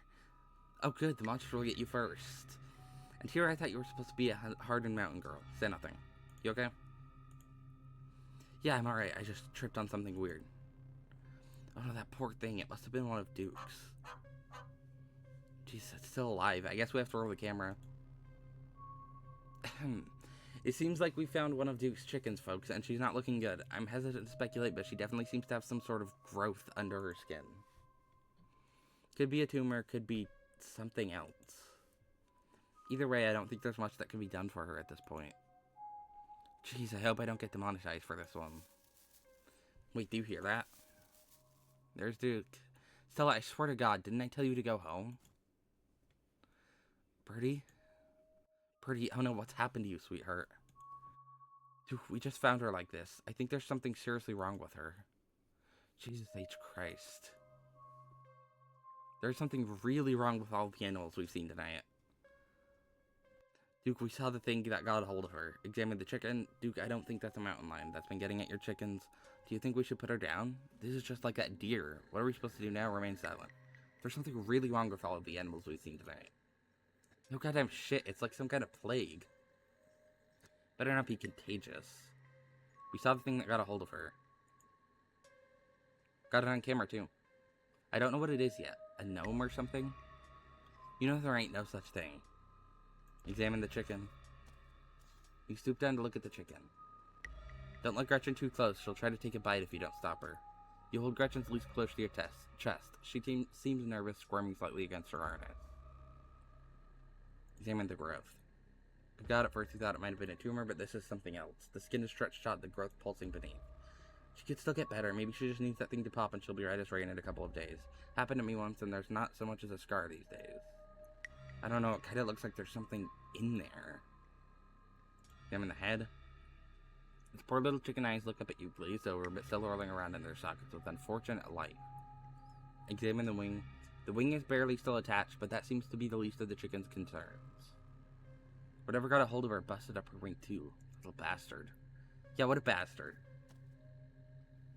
Having investigated your heart's content, you step back and give the bird space. Do you think she's become an egg? Like one of those things is gonna pop out of her? No, I refuse to entertain that notion. She ain't some kind of incubator. She just needs that thing drained. Maybe some antibiotics, that's all. Like, what are we supposed to do, man? I'm freaking the hell out right now. Duke, I don't think this mountain lion is getting at your chickens. Do you think we should put it down? This is just like that deer. What are we supposed to do now? I don't think it's been mountain lion that's been getting at your chickens. Yeah, no shit. In all my years, I've never seen anything like this. As you, Duke and Stella take stock of the situation, a sound begins to wrap around you. Gently at first, barely a whisper. But then a guttural moan. And then another, and another. Until you suddenly find yourself surrounded by a chorus of groaning misery.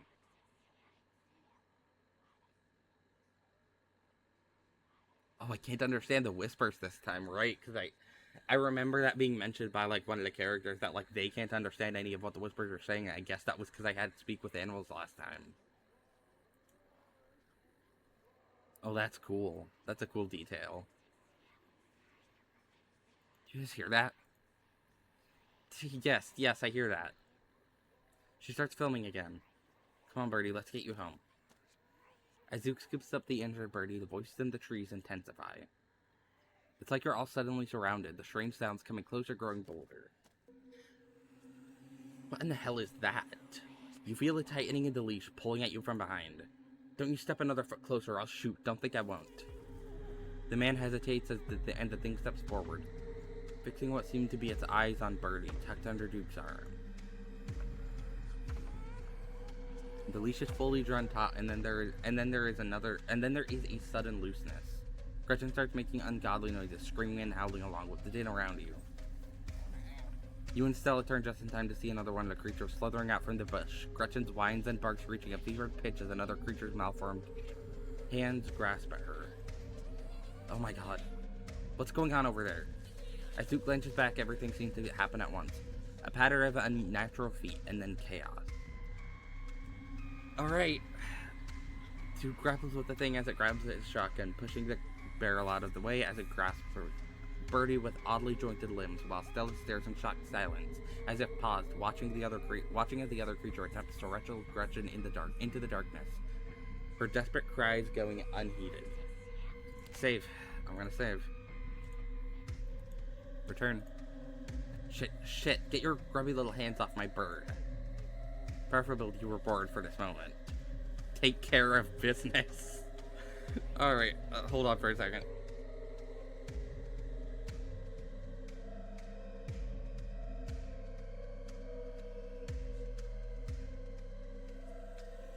Alright, let's see what powerful build helps us with in this. I obviously it's gonna be saving everyone here, but you've rushed to Duke's side, your steady hand reaching for the barrel of his shotgun. You grab it, pointing it safely at the sky as you aim a swift, brutal kick at the creature. Its flesh is doughy and structureless like a loosely packed sausage. Your foot leaves an imprint in its chest, and it stumbles back, clutching at the odd wound. Duke regains control of the shotgun, and you turn your attention back to Gretchen. You pick up a large rock and hurl it at the thing just as it's in the midst of dragging Gretchen away. Jesus. I don't think we've ever seen inside their mouth before. That looks like their tongue is, like, sharp. Your aim is flawless and it strikes the creature square in its wretched face, lodging itself in its flesh. It scrambles back, its movements uncoordinated in its blindness, leaving Gretchen unharmed. And then a gunshot, the scattering of footsteps, and finally silence. You turn just in time to see the creature you knocked off of Duke disappear, bleeding into the tree line. Use a trait to get out of a sticky situation in episode 1. Holy shit, Gretchen, I almost lost you. Thank you, Lilac. And Birdie's safe on the ground till we get our bearings. Holy shit, did you guys see that pitch? All in a day's work, what the fuck, man?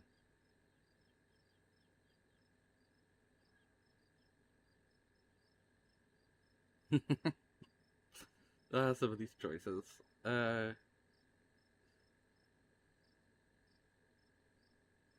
All in a day's work, sure.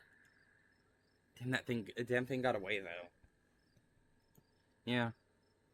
We have to go after it, right? I don't think we have much footage, and nobody's gonna believe us Nobody's gonna believe us, period, Stella Richmond, even if we drag the mangled corpse of one of them critters straight out of these damned woods. I got my bird, and we all still got our lives. I am calling it here. We're leaving. But, gonna cold feet Duke, those things have been after your birds. I'm not gonna push him to go into... He already died last playthrough. I'm not gonna risk that happening again. I don't want the cops to be on my ass. Let's not count our chicken. Let's not count our chicken until we're out of the woods. Okay. So you froze back there. We're not going after that thing. Remain silent. Let's not count our chicken until we're out of the woods. That's what I'm saying. Okay. Well. Holy shit. You follow Stella and Duke in a mad dash through the woods, and as you follow them, something follows you. The unearthly whispers and moans of the creatures have returned. In the highest branches of trees and down on the fourth floor, they're all around you, casually keeping pace with your all-out sprint. Quick, my truck's down the way. Oh. You make it to the road, but 3 of the creatures stand between you and Duke's truck. Clear a path to the truck. Stay back. You take a single deep breath before propelling yourself towards the creatures. Go to town. Alright, sure. Sure. This perk is very good. As they flinch from your approach, you plant a foot firmly on the ground and throw your body toward the abomination to your right, your fist firmly connecting with a powerful haymaker. Its body feels wrong, as if your blow had just collided with a bag of loose organs instead of with a living creature. Caught by surprise and outmatched by your physical prowess, the creatures leap back and scatter into the woods. You are still the dominant species here, at least for now. Ugh. Now, Stella, I know you got in trouble with vehicles, but I won't hear any nonsense about you walking back to town, you hear? Get in the truck. You sense the slightest bit of hesitation as Stella pauses on the path next to you. Okay. You squeeze into Duke's tiny 2-seater truck, tucking her legs on either side of the gear shift. Stella stares ahead in silence. She clutches Gretchen protectively, staring straight forward, expression blank as the truck quickly starts to rumble its way down the dirt road.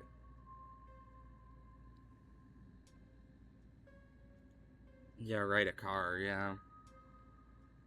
What a rush. I've never gotten to fight a monster before, so I guess it wasn't a mountain lion getting at your chickens. That was fun, that was terrifying. How are we supposed to get on with our lives knowing that something out there is like that out there is lurking? Hey, Stella, you good? Car sickness, how remains out. You good? She doesn't respond.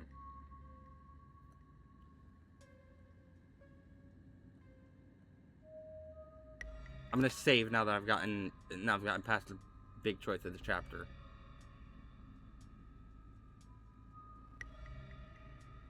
Place a comforting hand on her shoulder.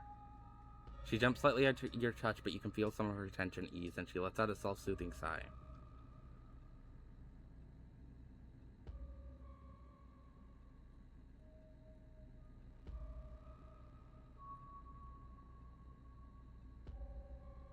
I'm gonna remain silent. I don't think, and none of those dialogue options are particularly like. Yeah. You let the sounds continue staring out at the road ahead. Every now and then you spot what looks like pale, anguished faces peeking out from between the trees before vanishing back into the underbrush. Soon the rumble of gravel beneath the trees gives way to uneven pavement, and the truck comes to a stop in front of a small cottage. Thanks for taking me home, Duke. Anytime, but Jesus, Mary, and Joseph, what were those things? I have no idea. I've never heard of anything like them. But I got a ton of footage. Nothing really clear, but it's a start. Let me know if anything happens with Birdie, alright? She's gonna be fine here. I'd better go check in with Bo. He'll be worrying about me. You and your friends stay safe. Looks like those things didn't follow us, but well, no point in talking about the butts. Just look out for yourself. Take care, Duke. Can you take me home? But I don't live here. Say nothing. Take care. And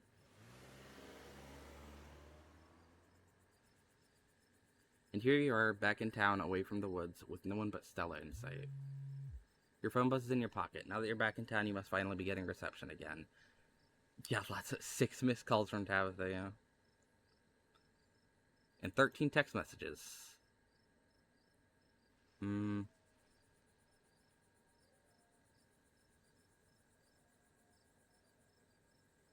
Call her. You try and call Tabitha back, but it goes straight to voicemail. Text her that you're okay. You text Tabitha back and let her know that you're okay. Your message sits unread. Tabitha seems worried. It's pretty late, isn't it? God, what a mess this night's been. I can't believe you punched one of those things. Felt like hitting a bag of organs. We should call the cops, right? Fuck no, I'm not getting involved. But I am lucky this playthrough that I do not have the cops on my ass. I am not calling the piece of shit cops of this town. What do you make of everything we saw? What happens now remains silent. It felt like hitting a bag of organs. Not that that's something I've done, but it was just like meat suspended in jelly that was barely held together in a stretch-out bag. I don't think it had bones. Dang it, here I thought Skunk Ape sounded gross. What do you make of everything we saw? I don't know, I haven't seen or read about anything like this. Although, maybe We've got to find out more about those things. The library doesn't open for a while, so any real research will have to wait until the morning. That being said, there is someone in town who might have some useful information. My friend's mom. Her place isn't far. We should head over now before it gets any later. God damn it. We have to go. Do we have to go see Sybil? Do we have to? Fine. Let's do it. Cool, let's go. I hope she's still awake. Oh, hi, Wayne. Jesus. You and Stella turn to see a shadowy figure staring at you from across the road. You don't hear it approach. You didn't hear it approach. Welcome home. Hi, Wayne. Before you can respond, the door behind you swings open. An older woman stands in the entryway. Hi, Sybil. Go home, Wayne. I can't help you tonight. You look back and the figure is already gone, disappeared into the shadows of the night. I'm sorry about that, Stella. Some people just can't be helped. What brings you out here, silly? And who is this? Hi, Miss Forsyth. This is Lilac. Is it okay if we come in? Of course. You're in luck. I just put on water for hibiscus tea. I'm not drinking your tea. And for goodness sake, you can call me Sybil. You're an adult now, after all. Welcome to my little nook. It's nice to finally meet you, Lilac. I was so sorry to hear about your mother. Vivian was such a lovely soul, and she's been sorely missed in the holler, and now poor Perlane is gone as well. Do let me know if there's anything you need while you're in town. I won't ask you for anything. You can know that. Though my character would not know to not trust her, so I'm not gonna put that distrust into my dialogue I give her. Who was that outside? Just a very sick man. You don't need to be worried about him. You knew my mom? Of course, dear. She was a good friend of mine for many years. She was such a lovely woman. You should come by sometime. I can delight you with unsavory tales of her youth. How did you know she died? Oh, Perlane was a chatty woman. Not much went on and that I wouldn't get in near for love. Bless her heart. I never met Perlane. You don't have to pass on your condolences to me. I have no feelings about the woman. That's fair. That's fair, child, but it seems like the right thing to do. You need her help. Ah, yes, I suppose pleasantries can wait for another time. What's got you here so late? You seem troubled. You know about weird stuff, right? Unexplainable stuff? Go on. We ran into some creatures out in the woods. These things. I don't even know how to describe them. Oh, wait, I'm just realizing, of course, Sybil knows about the ditchlings, because they would have showed up for all the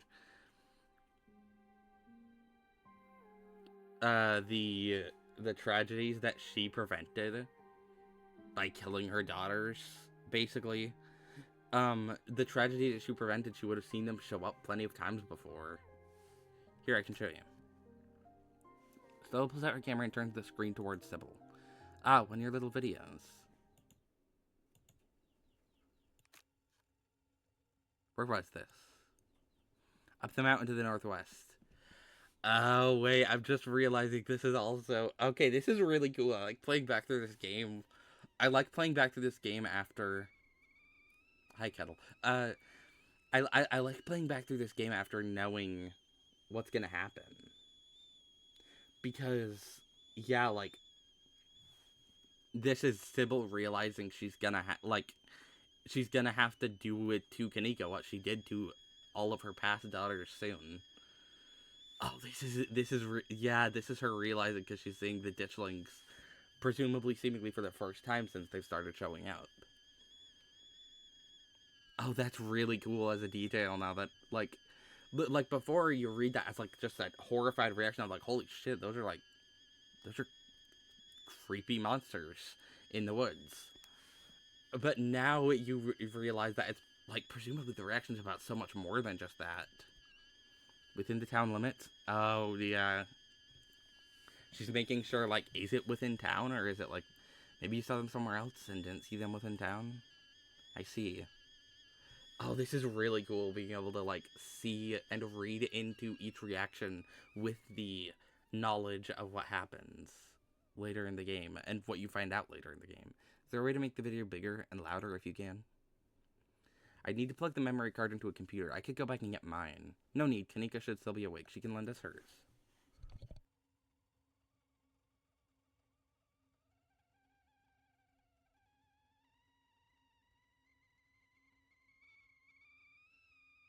You better come with Stella. I'm sure she'll be more willing to help a friend than her nosy mother. Kanika, come on out. We could use a little help. What, Mom? Oh, hey, Stella. I'm Gretchen. Who's a good potato? And a stranger. A cute stranger. Oh god, I said nothing. Hot and powerful build. Haha, who are you talking about? Did you just call me cute? Hi, I'm Lilac. I was helping Stella with a video and something terrible happened. I've been through a lot tonight. I'm not in the mood to introduce myself. Remain silent.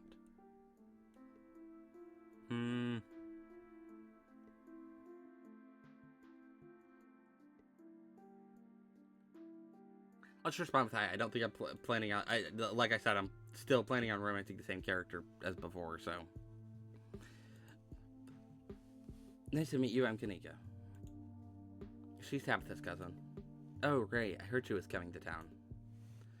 It's a little late. Why are you two here? So we were wondering if we could borrow your laptop. Stella and her friend have a video to show us. It's really important, Kanika. Okay.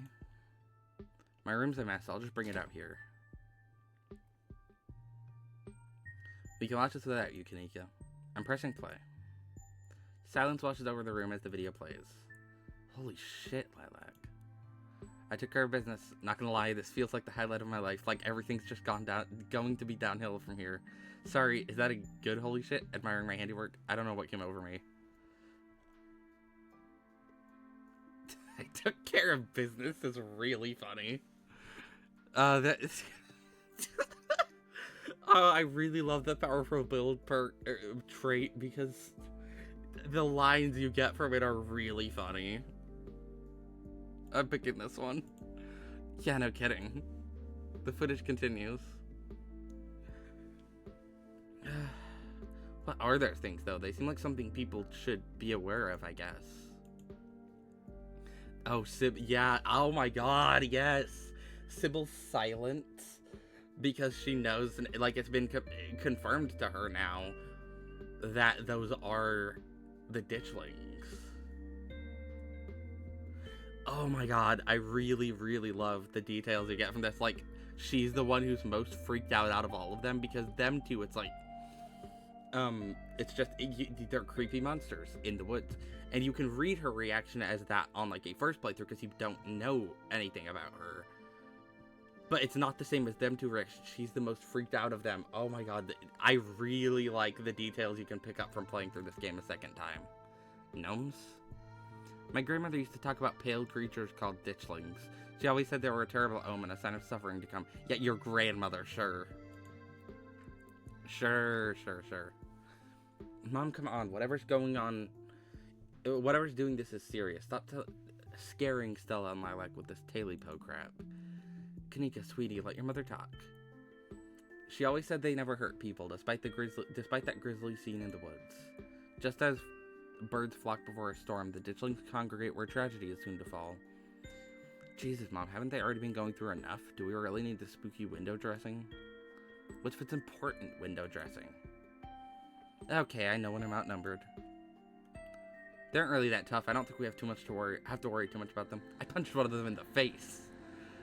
Kanika has a point, Stella. Calling this magic is an easy out and jumping to a wild conclusion. Y'all are worrying too much.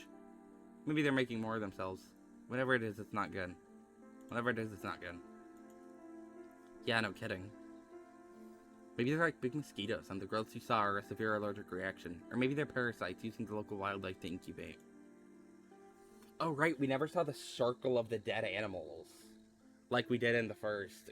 In the first playthrough, like, when you, if you dies, when you follow the ditchling through the woods, you end up upon the spiral in the middle of the clearing of the dead animals whose growths have already erupted or opened or whatever. That I forgot we didn't see that this playthrough. I guess that doesn't happen if Duke dies. Oh, god damn it! I probably skipped that because I remember I clicked the like, yeah, let's get out of the forest. Oh, we probably could have continued in further and found the All right, yeah. Honestly, that would be worse than them being supernatural. Oh dear, I'd forgotten entirely about the tea I put on. Let me fix you up a couple of cups. It'll help soothe your nerves. I don't know whether to read into that one. I'm reading into a lot of the dialogue, but like, knowing what her tea does, I wonder if she's like almost trying to divert everyone's attention by like, because the tea, if you don't have mystical, kind of makes you like, her tea kind of, I don't know if there's like a spell in it or of some sort. It makes you not think about that kind of stuff as much. Certainly diverts your suspicion away from her, at the very least. I ran her ragged today with all the hiking and running through the woods in terror.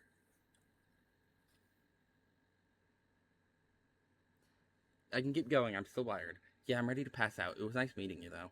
I can stay up, this is important. I just want to go home. Thank God let some miserable nights finally end. I'm tired as shit.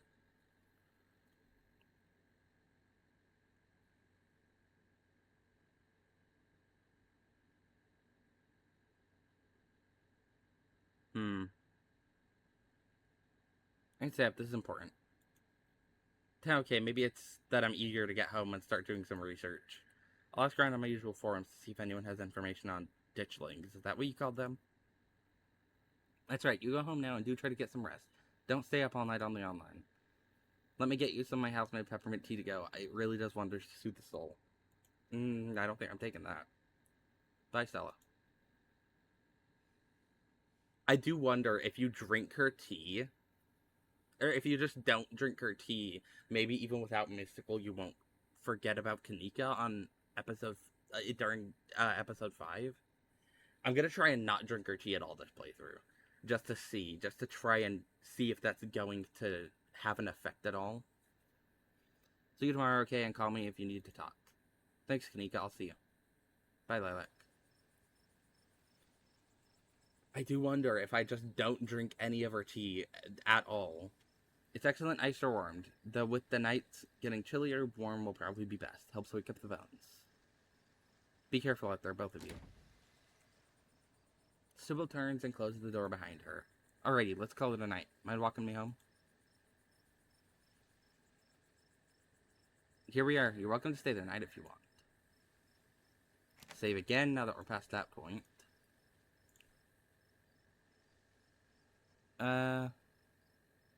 Yeah, I think we can each use some more company tonight. Sorry, Stella, that's more of a third date kind of thing for me. I should probably head back before Tabitha has the conniption. I should probably head back and check on Tabitha. No, I think I need some time alone. Hell yeah, sleepover. Thanks, I'm terrified of being alone tonight. Thanks, I'm terrified of seeing Tabitha. Silently nod. Yeah, I think we can each use some company tonight. My thoughts exactly. It doesn't take long for Stella to fix up the guest room for you. While it's certainly smaller than its counterpart at the estate, it's far better cared for. Make yourself at home. You don't have to do all this. What do you make of all this? Who was that guy outside of Sybil's? The night doesn't have to end just yet. Oh, you can, like, full on, like, flirt with her. I guess you could early on, like, when you met her too, but in this specific segment of the chapter, I should probably check on Tabitha, or I'm gonna hit the hay, collapse on the bed. What do you make of all of this? Gosh, I don't even know where to begin. Those creatures are out there and they're doing something horrible to the local wildlife. I know that some of the things Sybil said were a little wild, but if she is right and they are an omen, maybe we can change things and stop whatever's brought them here before it happens. Couldn't hurt to poke around town. I have the time. Agreed. No, I don't need to save. I was gonna save just because, like, I mean, new scene, but it's very close to the last scene. I don't need a save. Who's that guy outside of Sybil's? There's something really off about him. Wayne, I haven't really gotten to know the guy. I think he works in the mine. Might be worth looking into him. You didn't have to do all this. Right? You know you didn't have to do all this, right? Or, right. You don't have to worry about that. I'm glad the guest room is finally getting some use. The night doesn't have to end just yet. I was about to throw myself back into work, but you're right. We probably could use some time to let everything catch up to us. How about we lie down for a minute and just listen? Just listen? Sounds good to me. Fall into bed. On second thoughts, we should probably call it the night. Sure, just listen. Yeah, but just quietly listen to the sounds of the house and to the wind blowing outside. That's how I've always grounded myself after a big event. Sounds good to me. He turns off the light as the two of you get comfortable, Gretchen settling in at the foot of the bed. Stella lies beside you, and the two of you settle into a comfortable silence in the darkened room. Her heartbeat and the gentle moan of the Appalachian wind, near deafening in the otherwise quiet atmosphere. With her beside you, the events of the evening seem like something that happened to someone else, though you can still clearly picture the terror you felt in those moments. For now, you're safe under your arm. Eventually, the sun will rise and chase away the monsters and make them seem like nothing but bad dreams. Maybe tomorrow, if you're lucky, you'll wake up in the normal world and have a relaxing week in the mountains with a new companion. It's a nice thought, but deep down, you can't help but worry that things will only get worse. Well, damn, alright. Yeah, that was episode 1 of that playthrough. That was a nice end to that. It's surprising how quickly you can, like, move things along with the hot trait. If you pick the trait hot as one of your two. It's surprising how quick. I wonder if you can move it, like, I imagine you can move, like, all of the romances along very quickly.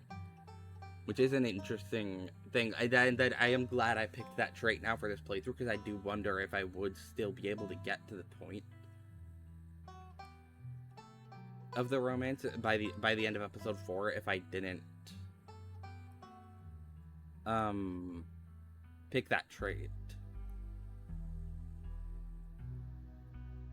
Because I do have to spend more time with Tabitha this playthrough to be able to get closer to her, so less time spent being able to build a relationship with Stella. I am interested in if this like, you would have to have that trait for this to fully work.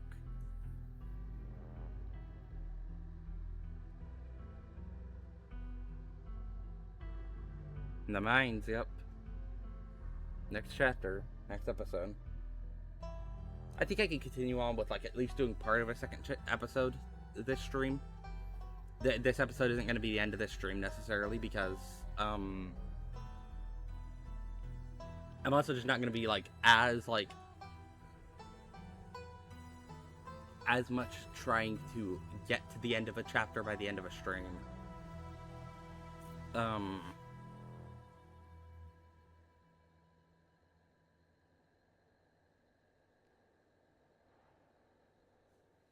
Because, like, before I was trying to, like, make sure that I could get finished with a chapter during the space of one stream, so that I wouldn't stop in the middle of a chapter.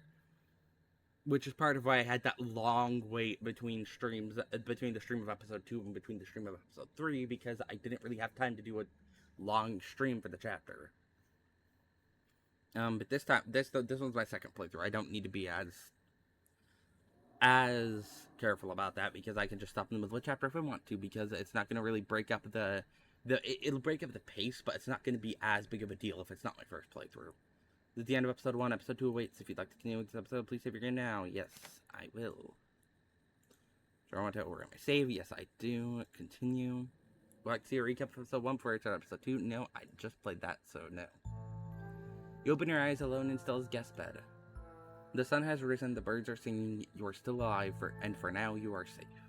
Your gaze wanders across the unfamiliar room to the window in the woods beyond, and you wonder if the monsters are lurking just beyond the trees, ready to pounce as soon as you leave the comfort of your new friend's family home. You can't help but remember the sight of pale faces jeering at you from the trees, their calls echoing through the woods as you ran for your life. Hold on, I'm gonna get a drink very quick. I haven't had a drink in quite a bit. I think around like a half hour or something.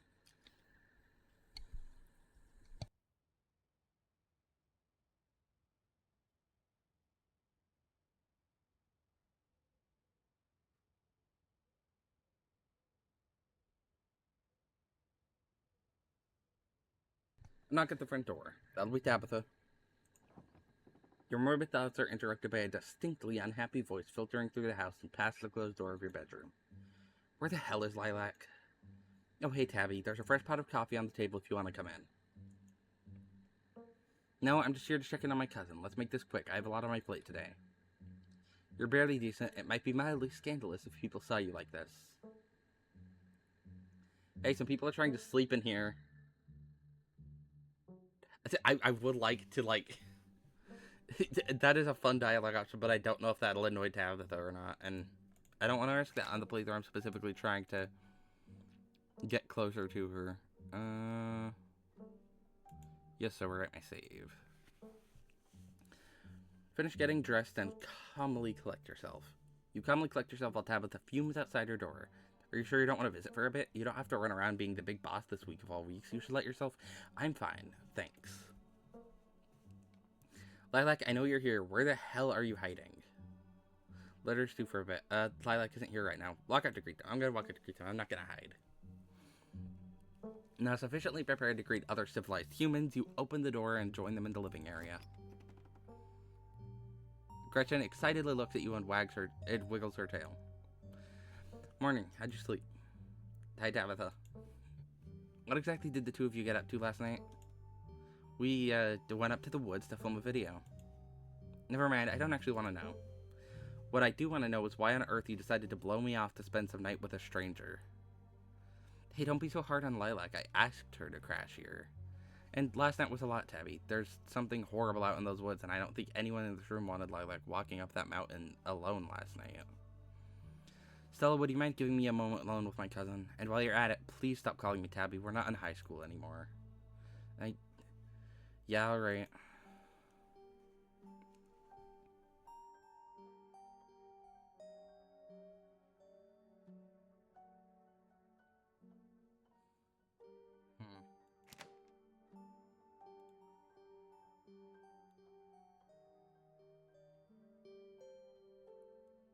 Are you bouncing her around? I'm not gonna pick the one to appease Tabitha in this one because, like, while I do want to get, like, be nice to her and get closer to her, like, also she's being mean to Stella right now, and I'm not gonna fucking, even if I'm trying to get closer to Tabitha, I'm not gonna, yeah. Come on, Tabby, no berating guests in the Richmond household. Whatever, I don't really care if you're here for this.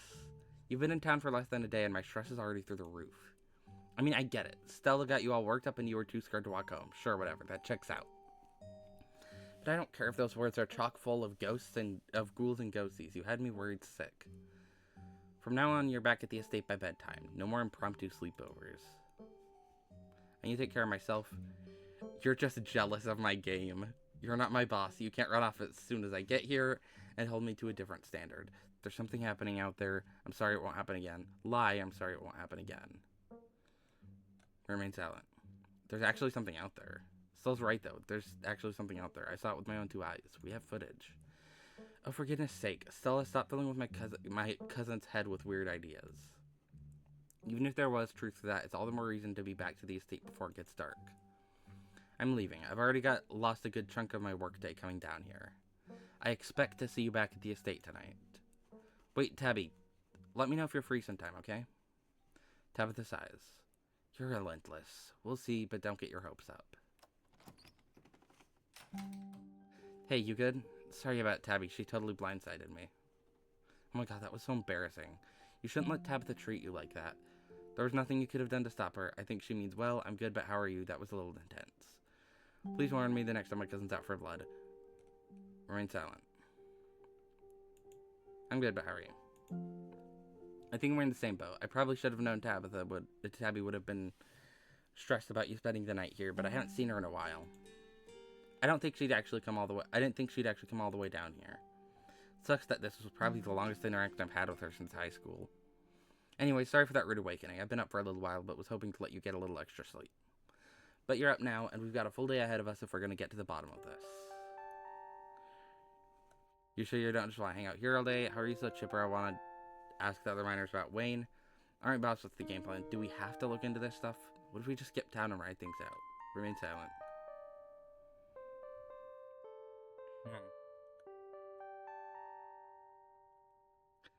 You know what? Sure, pick the hot dialogue option. As tempting as that offer is, there will be plenty of time to chill once we solve this mystery. Why are you so chipper? Last night was horrible. Guess it was pretty gnarly, but those ditchlings are exactly the sort of thing I've been looking for my entire adult life. It's not like anyone got hurt either. Yeah, thankfully this time, yeah. Except for those poor critters in the woods.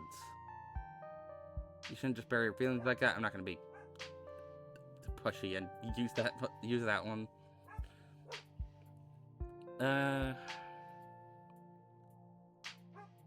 What's the game plan? I don't call me boss, we're partners in this. But first things first, I was hoping to swing by the library. Kanika's got a head start on us. It looks like she's already there. Oh, that reminds me. Let me set up a group chat. What's your number? You and Stella exchange numbers. A text message from Stella to you and Kanika. It reads group chat. Hopefully we can find out more about ditchlings from some of the other older local books there.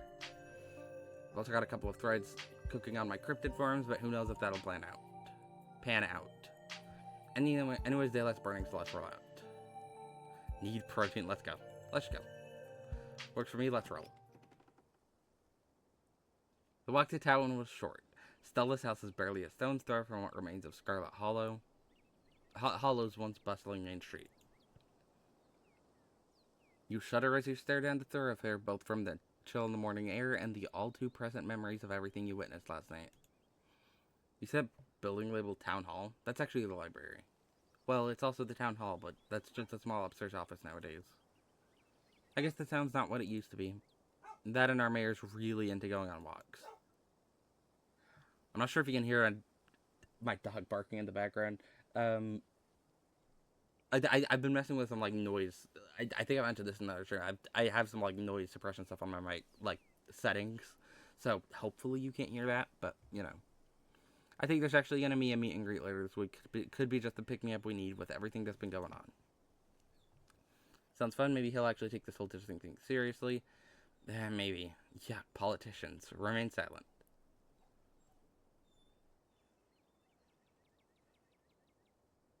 Sounds fun. I'd love to meet the mayor. Sweet, you won't regret it. Yeah, I know I won't, because he's a... I still love the mayor dog bit. It's so funny. Morning, Stella, and same to you, Lilac. Speak of the devil, we were just talking about you. Coming from Stella's, huh? Did y'all have a slumber party? Sorry, y'all, but I'm actually in a bit of a rush this morning. I really can't stop to chat. It'll take me a bit to set up, so if you want to catch up with folks or grab something at the diner, you can meet me at the library when you're done. Oh, sure. See you in a bit. Cool. See you soon. Huh, she always has time to chat. Did something happen last night? Oh, Selma just got up to a bit of trouble, that's all. It's not my place to share. God, I'm so glad I don't have the fucking cops on my ass this time. I'm so glad. Like, not having to deal with those fucking assholes is so good. So good. I also am still curious how that's going to change Chapter 5, because they're not going to, like, I mean, especially if I get close to Tabitha, she's not going to call the cops on me in the first place, and even if she did, I doubt they would come to arrest me, because, well, I mean, they're still cops, so maybe they would anyways.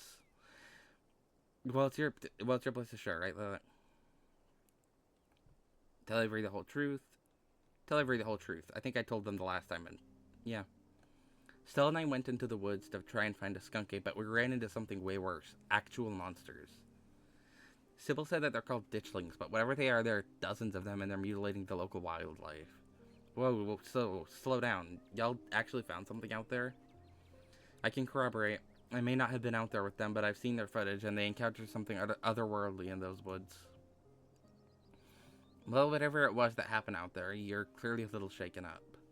Tell you what, I'm on break for the next half hour. How about you swing by the diner? Winnie can fix you some of Sybil's new blend to try and calm your nerves.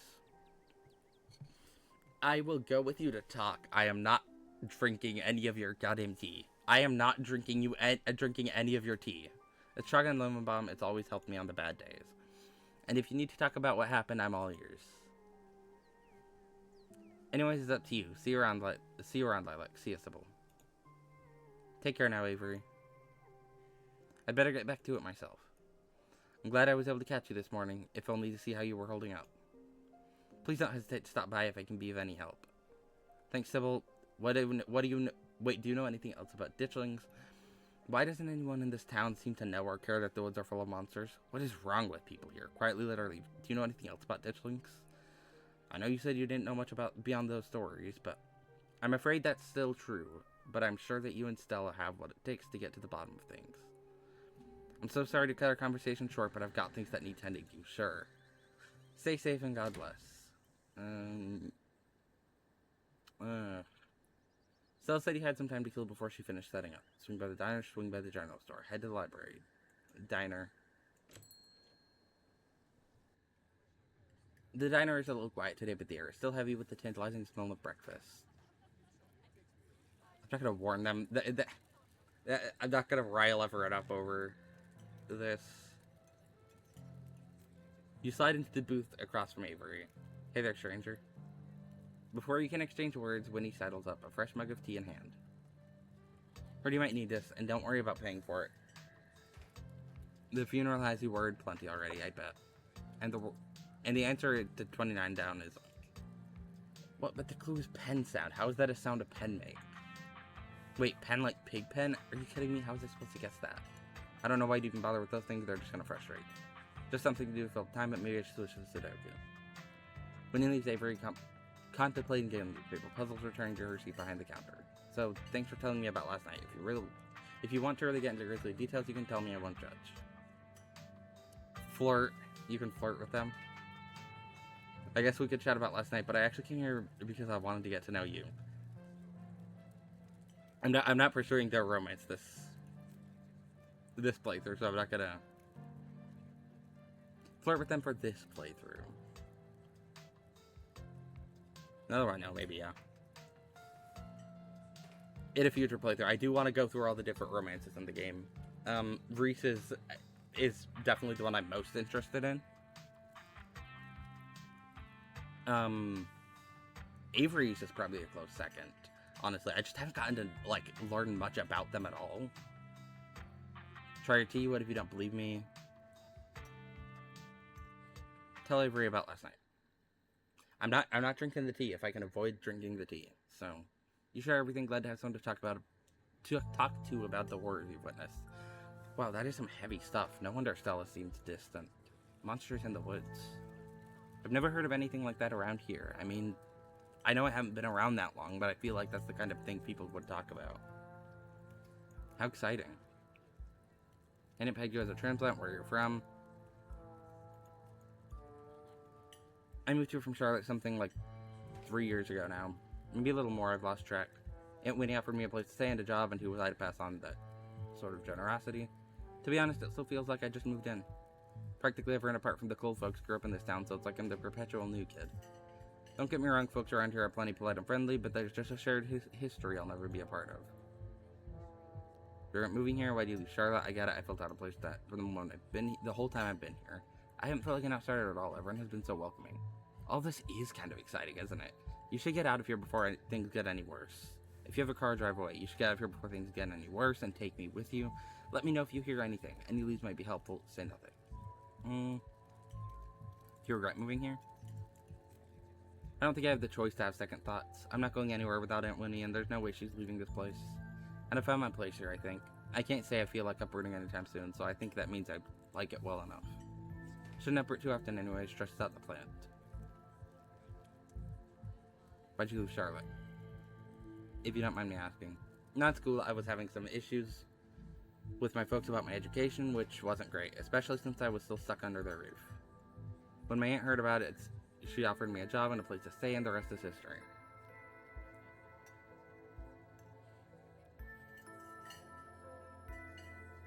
Let me know if you hear anything. Oh, definitely. You'll be the first to hear about it. My coffee's out.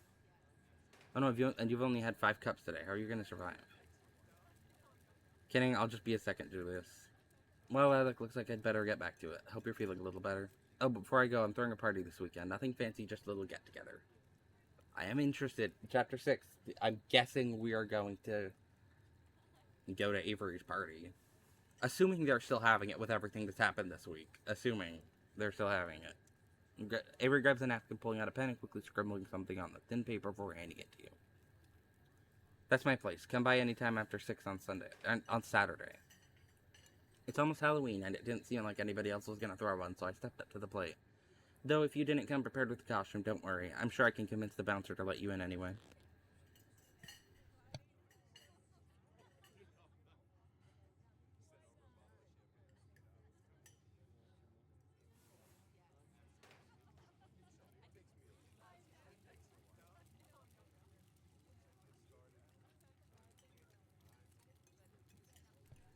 Avery slips out of the booth, giving a friendly half wave before disappearing into the back. I've seen a few of them things up near my place, you know. Bullets do them just fine. The man hides behind his newspaper, clearly uninterested in saying another word. I was gonna say Julius is the guy whose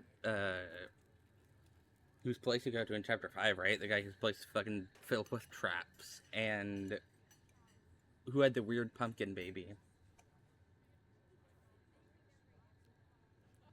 I didn't realize you meet him this chapter, yeah. I thought chapter 5 was the first time you'd meet him. You had met him. I didn't realize you see him in the diner. In chapter 2, you leave the diner ready to continue your day. Swing by the general store, sure.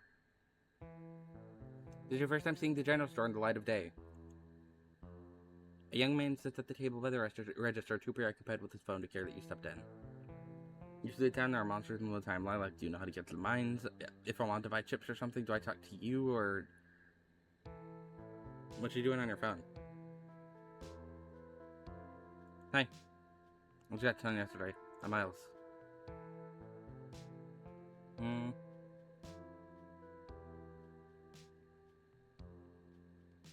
You know how to get to the mines. He's not gonna know, but, you know, I'm using the dialogue options. Maps are free. Mines are a couple of miles away, but now you have the power to visit your cousin if you're on free roll. Good.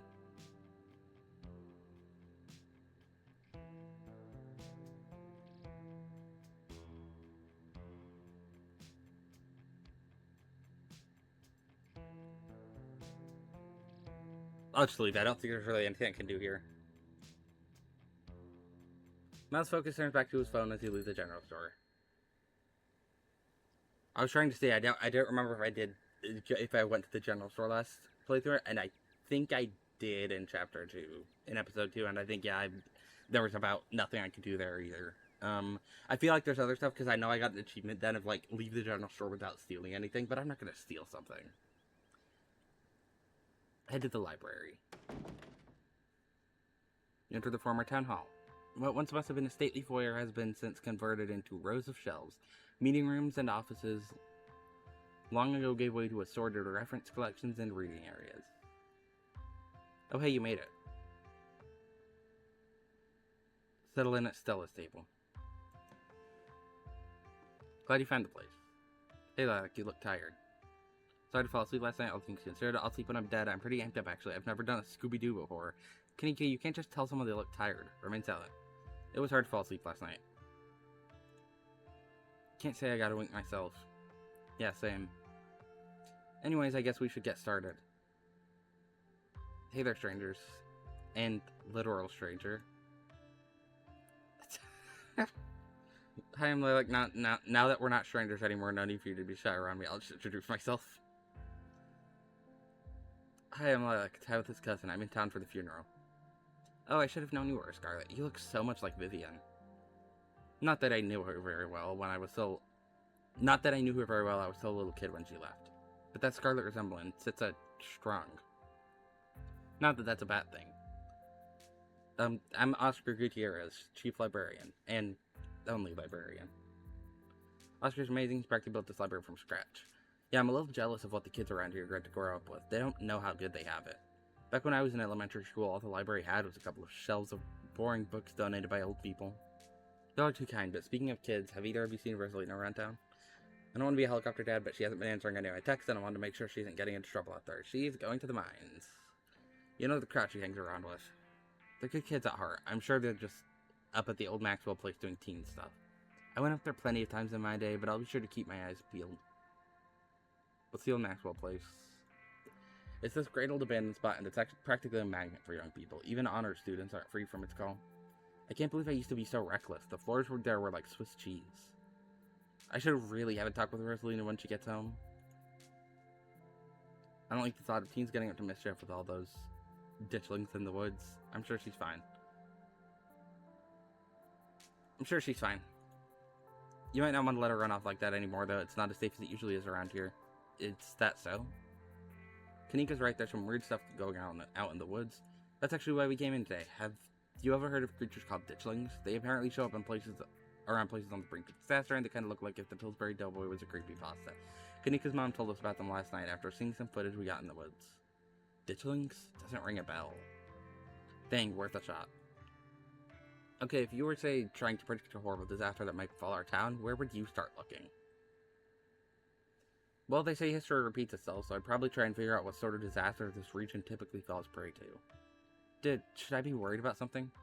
I don't know yet. I'll be right back. Gotta go nab some more books. Behave while I'm gone, Gretchen.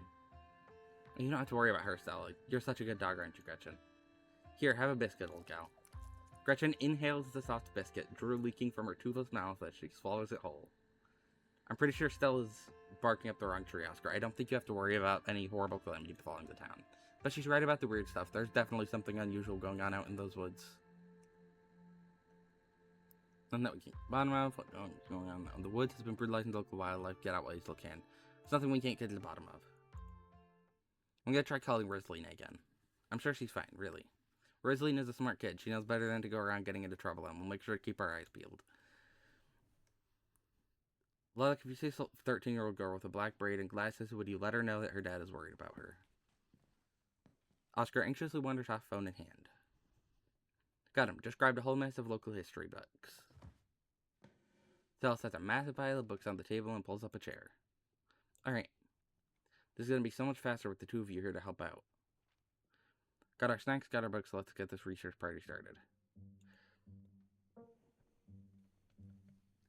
Probably gonna skim through this section as well, just because.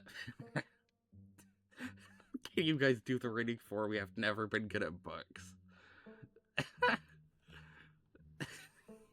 Jesus Christ. The options for the hot and powerful are very funny. I'm probably just gonna skim through this part because I already know what's in these books. Like, I've already learned. Obviously, I didn't skim through this part on a first playthrough because I didn't know I was interested in learning about this stuff, but now I've already learned about this stuff and just reading through these, like, I already know about this stuff. That one's really funny.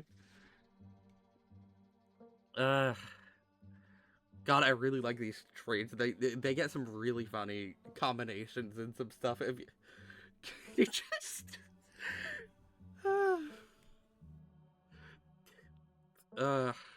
I didn't even think about the fact that these two perks would combine to have some of the funniest dialogue options.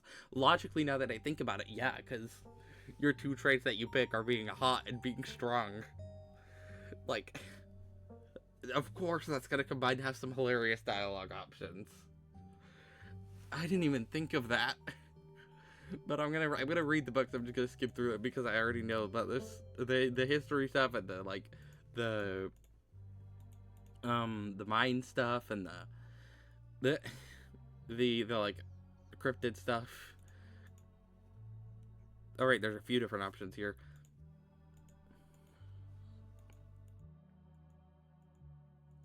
That was a very funny dialogue option. I liked that one.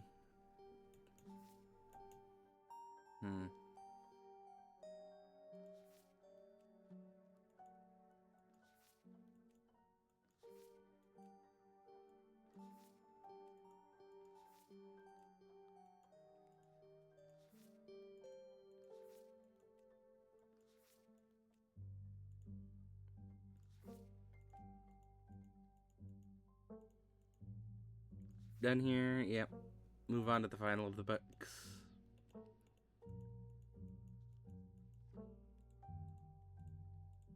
I think I'm all done. Let's check in. Alright, if we're done Alright, if we're going with what Kanika's mom told us last night, I think we can rule out any natural disasters as what brought the ditchlings here. But not nuclear incidents. Looks like our state has a history with those. What about y'all? Did you find anything? Oh, hi, Pixel.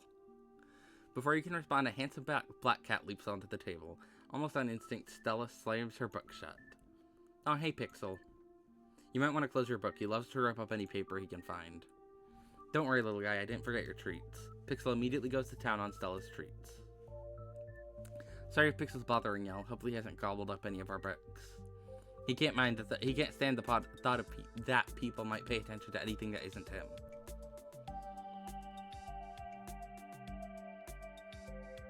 Leave Pixel be. He gets to wander the library. I'm not gonna question that. The cat curls up on the table fast asleep. Alright, I'd better get back to shelving. Let me know if y'all need anything.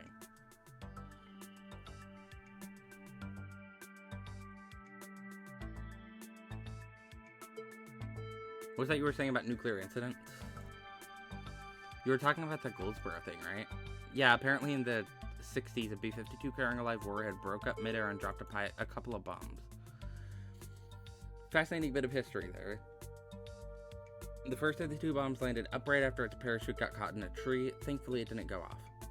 At the time, the government claimed that the bomb was unarmed, but it later came out that the only thing preventing a detonation was a single electrical switch which failed to trigger on the descent. And 60 years later, the second bomb still hasn't been recovered. That is concerning. I feel like people should be more concerned about that. Right, it's conventional explosive disintegrated in midair, but most of the nuclear material was made unrecoverable by flooding. If I remember correctly, they just buried it and sealed it up. I don't think disarming nuclear bombs is part of our skill set, so the nuke made the ditchlings. If the bomb is somewhere else, why would there be so many ditchlings here? Oh god, we're screwed. Say nothing. Bomb is somewhere else, why would there be so many ditchlings here? We shouldn't be looking too hard at the disaster angle anyways. Whatever those creatures are, they're biological. Look, you never know with radiation. We actually know quite a bit. It just melts you, it doesn't make monsters. And a 60-year-old bomb isn't going to explode on its own hundreds of miles away and kill us here. You never know, there could always be a whole underground society of bomb-worshipping mutants just waiting to blow it up. I've missed this. Any luck with Rosalina? Not yet. I knew a teen would be a handful, but I didn't think it'd happen overnight. I'll probably head out once you're all done and check in on her usual hunts. You think there's a cult here? You lean in and quietly whisper to Stella and Kanika. Do you guys think there's like a cult here? Maybe the ditchlings were actually nudists doing some sort of weird ritual. Maybe the ditchlings were like summoned. A lot of folks here feel tense to close off. Leave it at that. Maybe the ditchlings were like summoned as part of a ritual or something like that. Seems unlikely. Talk about veins of scarlet. So the coal mines here. Kanika visibly shudders. I got cold sweats just thinking about being in a place like that. I feel for the guys who work up there. I could never. Speak for yourself. I love a good crevasse. What happened after the mine collapse? The book just kind of glosses over that. There was a union for a little bit, but it didn't last. There's not a lot written about the past century here. Yeah, the Scarlet Hollow mine isn't exactly the most ethically run business. Yeah. I'm sure Tabby runs the mines better than Charles Shaw did. Still hasn't let the union in, though. There's a reason she and I don't talk. A union-busting mine collapsed from poor working conditions. Color me shocked.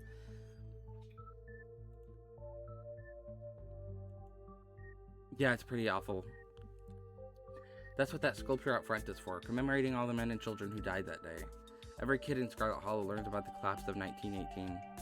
Our teachers love to emphasize how many children they had working down there, probably to try and show us how good we have it or whatever. A little bar if you ask me. You know, that could be what the ditchlings are warning us about, another collapse. Writing it down on the list of potential disasters. Yeesh, Stella, that's morbid. And besides, it was all Charles Shaw's fault. The labor's market is way more strict now. There's no way you could get away with that kind of safety. Cutbacks he pulled. Y'all don't actually think the mine is about to collapse, right? No, I don't think so. Phew, and we were there for a second. Hate to give Tabitha any credit, but the mine is safer now than it was back then. Still, what a horrible thought. You never know. We seem to have a bone to pick with Charles Shaw. That's what happens when someone directly causes a monumental disaster, especially in a small town like this. People tend to spit when they hear your name. You got run out of town on a rail, you know. And that's not a figure of speech. Back then, they actually tied you to a rail and ran you out of town. There's a big mural of it over at the far wall. He got off easy if you ask me.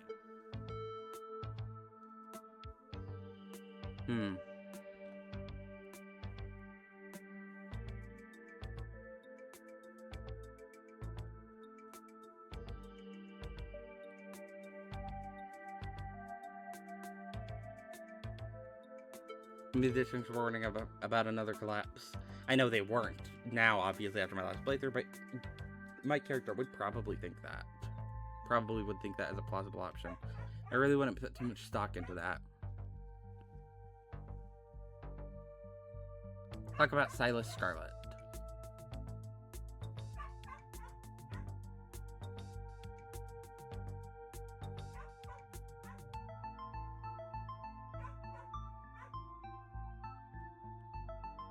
Should have known it wouldn't be pretty. Yeesh, I figured old money from the south wouldn't be great, but he sure did some things to get where he was, huh? That book is a perfect example of why you should use multiple sources for your research instead of trusting the first thing you read on a subject. Yep, dude was a monster. The mines made a lot of money during the Civil War too, and you can probably guess which side a North Carolinian business owner would be working for. Sorry you're late at him. Do you think the ditchlings are here for retribution? The town is stuck in the past and built on atrocities.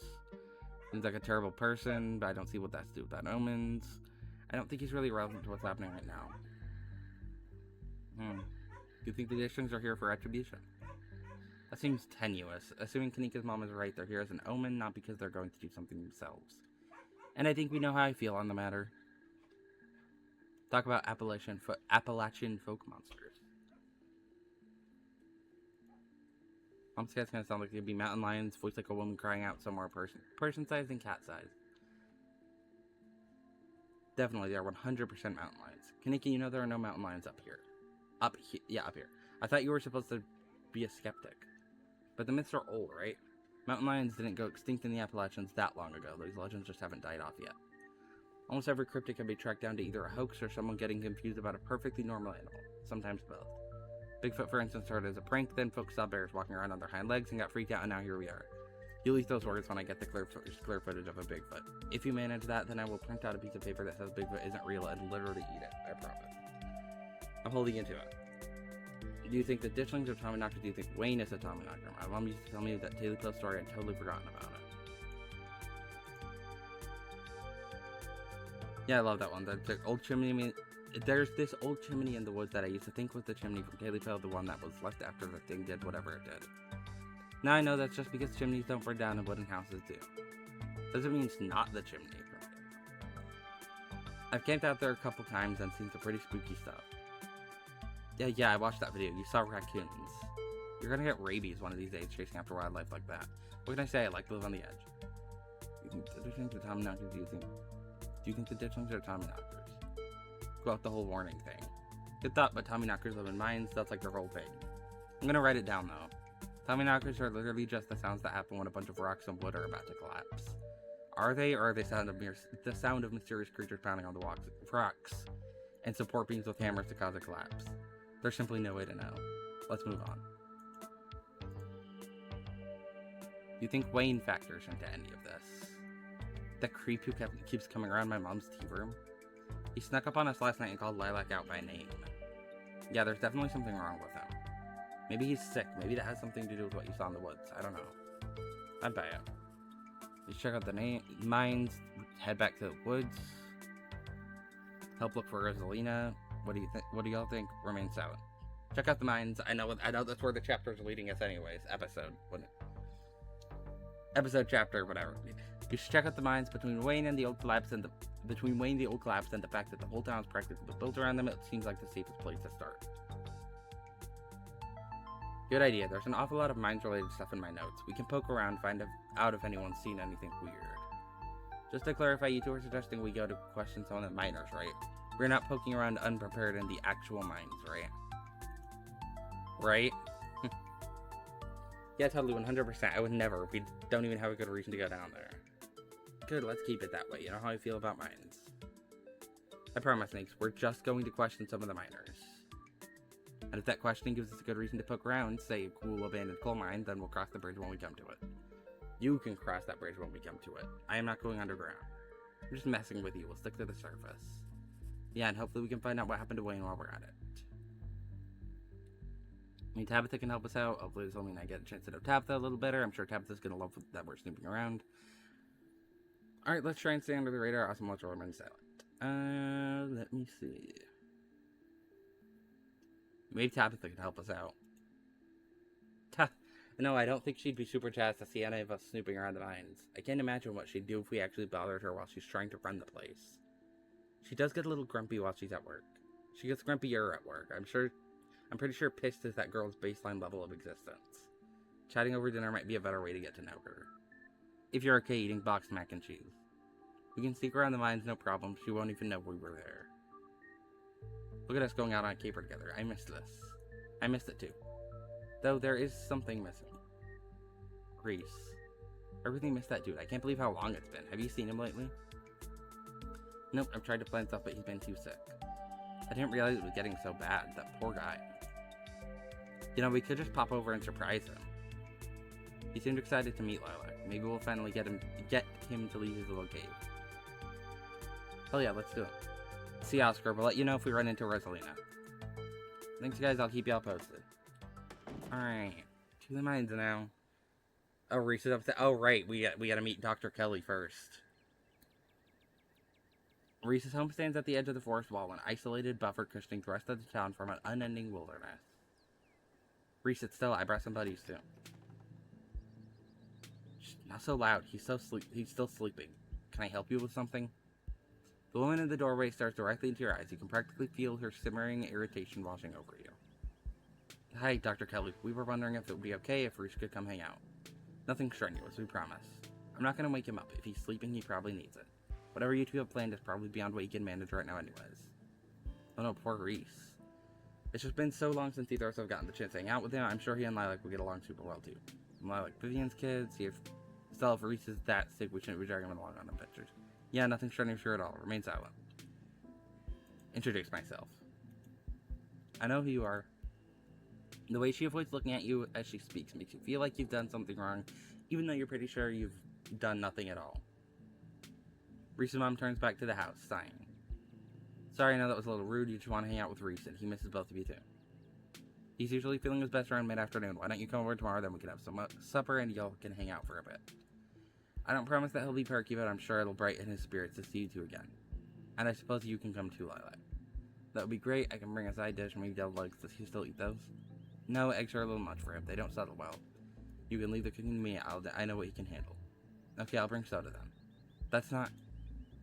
Okay, yes, fine. You can bring soda, nothing with caffeine, ginger ale preferably. Oh, and leave the dog at home. She might cheer him up. You know they have these therapy dogs in hospital. No dogs. Oh, maybe because she knows that... Oh, I wonder if that's because we know that Gretchen doesn't like Reese immediately because she senses something about, like, what he actually is. I wonder if Dr. Kelly knows that. Like, maybe he's had bad interactions with dogs before. Ever since he started, like...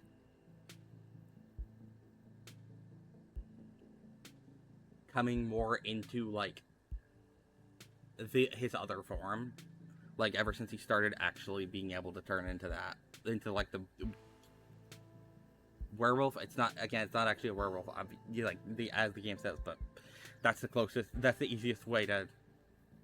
That's the easiest thing to call it. Like...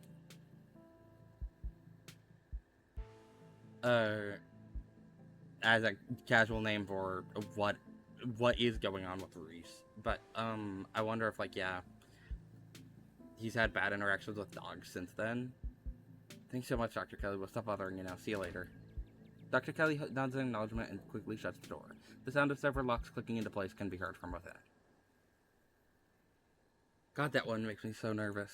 She used to be so nice when we were kids. Always had the best stickers when we had to get our shot. Maybe she's just stressed about Reese. Or maybe she's just nice to kids. Either way, I guess it's just the three of us. You gonna drive? Yeah, sorry, I don't like the thought of going up there without the van. Cool, I'll take my shortcut then. It shouldn't take long for me to get there. You're welcome to tag along, Lilac. Don't worry, I won't be offended if you'd rather ride with Kanika. I'm sure you're probably sick of the woods. Either way works for me. Walk with Stella. I'll walk with Stella. We'll meet when you get there. The woods are calm and serene compared to last night, though you can't help but feel that danger lurks just beyond the trees. Hey, thanks for coming along with us. With Gretchen and me, I mean. Had a lot of fun hanging out with you last night, but it was also kind of an objectively horrible experience. I was a little worried you'd bolt first thing in the morning.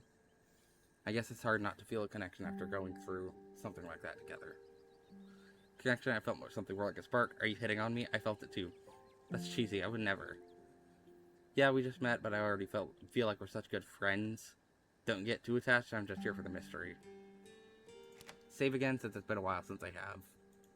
Since the start of the chapter, since I have.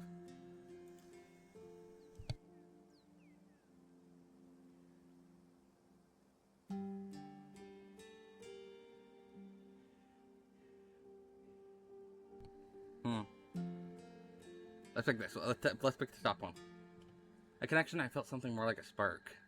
Oh yeah, I'm glad you feel the same way. The conversation comes to a dramatic halt with you, and with you, Stella, and Gretchen all whirling around to face the source of the sound. Whoa, calm down, girl. It's just a bird. The same probably goes for the two of us. I guess we're a little on edge. Let's hurry to the mine. It shouldn't be much farther. Probably also going to skim through this bit just because, again, I think it's going to be about the same stuff as before. I'm mainly interested in when we get to the mines, and I'm also going to specifically tell Tabitha so that she isn't going to be as pissed this time, hopefully. Kanika casually leans against her van as you and Stella emerge from the woods. Hey. Y'all have a good walk? Yeah, it was great. I mean, not that you were missing out or anything. You didn't run into any of those creatures, did you? Nope. That makes sense. They're probably nocturnal. I don't know if I should feel relieved or disappointed. But we're all here. What's the plan? I guess we should go and talk to people. Guess so. Should probably be on lookout duty. I'm a bit of a persona non grata in the mines. Tabitha? Yeah, I might have tried sneaking in to talk to her a time or two too many. And Gretchen makes it extra hard to be sneaky. We're probably less likely to get caught if only one of us is snooping around down there. Stella's on lookout duty and one of us is going in. What's the third person doing? You know those cheesy rom-coms where someone wears an earpiece on the first date? Whoa, do you have some kind of surveillance ring on the back of your van that I didn't know about? What? No. I have a pair of earbuds with a really good mic. We can just do a group call. I take it I'm the one going in? Tabitha and I aren't exactly friends, and pretty much all of the miners shop at the general store. I don't want to make folks uncomfortable, you know? It's probably for the best.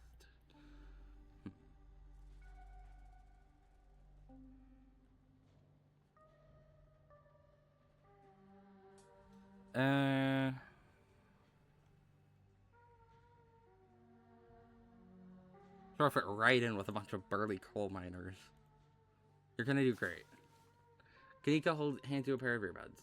We can feed you questions if you get stuck, and Stella can give you a heads up if Tabitha's headed your way. Dang, I miss doing this sort of thing with you. You're so thorough. Thanks, I do my best. Guess we should part ways and start the call, yeah?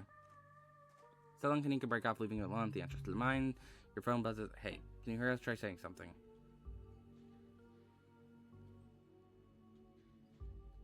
Something. Alright, cool. Now enter the work site. Enter, you pass through the unlocked fence, and enter the property of Scarlet Hollow Mine.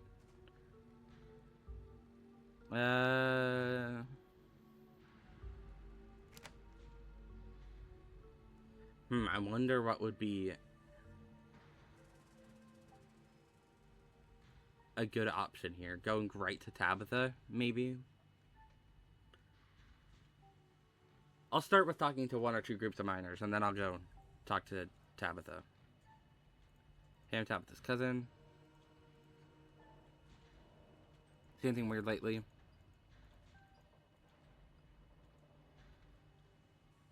Do you know anything about a guy we named Wayne? Knew him, he was such a cop. Oh, I did not mean to say nothing.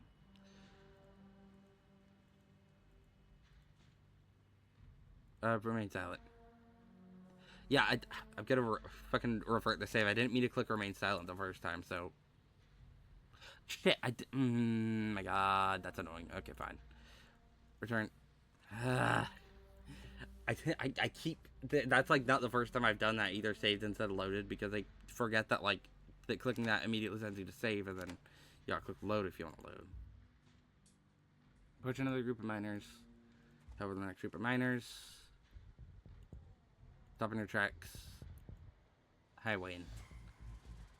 Powerful build. Show moves boss. Run. Stop stalking me. Why are you following me? Do you need our help? Ghost. Say nothing. Let's pick the powerful build option. I'm not huge on Wayne. I'm gonna be honest. I know he is seemingly actually trying to protect us from what I learned last playthrough. Also, however, he doesn't. He's very dismissive of literally everyone else that did outright insult Stella in Chapter 5, which is... It makes me not really trust him, because... Like, you did not need to do that. Show me who's boss. Whoever this creep is, he doesn't seem to understand who's boss around here. You rushed forward to throw a punch, but before you've even finished swinging, the figure's already moved to your side. You can keep trying to punch him. You can get a pretty close look at his face under the sheet. Sure. Why not? The swiftness with which the figure dodged your blow was clearly just a fluke. As the first hand you threw pulls back towards your body, your second hooks towards his head. You miss again as the figure dances to your other side and are thrown back by a forceful shove. You're strong, but whatever you're up against is stronger. You don't have to be afraid of me. I am the only person in this town who truly cares about your safety. Don't forget that. Even if it's already too late to stop what's going to happen.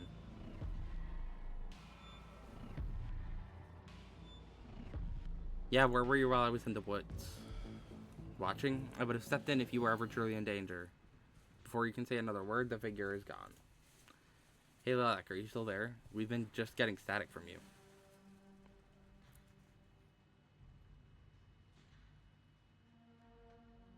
I had a tussle with Wayne. Oh, I thought I saw some action down there. Are you okay? I'm not used to being outmatched like that. Yeah, after you choked that ditchling last night, I'm surprised anyone can keep up with you. You should be careful about picking fights with him if he's as sick as I think he is. I hate to say it, but with how the call went to static, what if he's a ghost? Like, actually a ghost. You hate to say it, still, I don't think anything would make you happier than Wayne being a ghost. Also, ghosts aren't real. Hey now, just because I want ghosts to be real doesn't mean I want this ghost harassing Lilac. Said some real ominous shit to me. I'm the only person in this town who truly cares about your safety, that sort of thing. What the hell is that supposed to mean? Yeah, I care about your safety. This means we're on the right track. I'm not about to back down.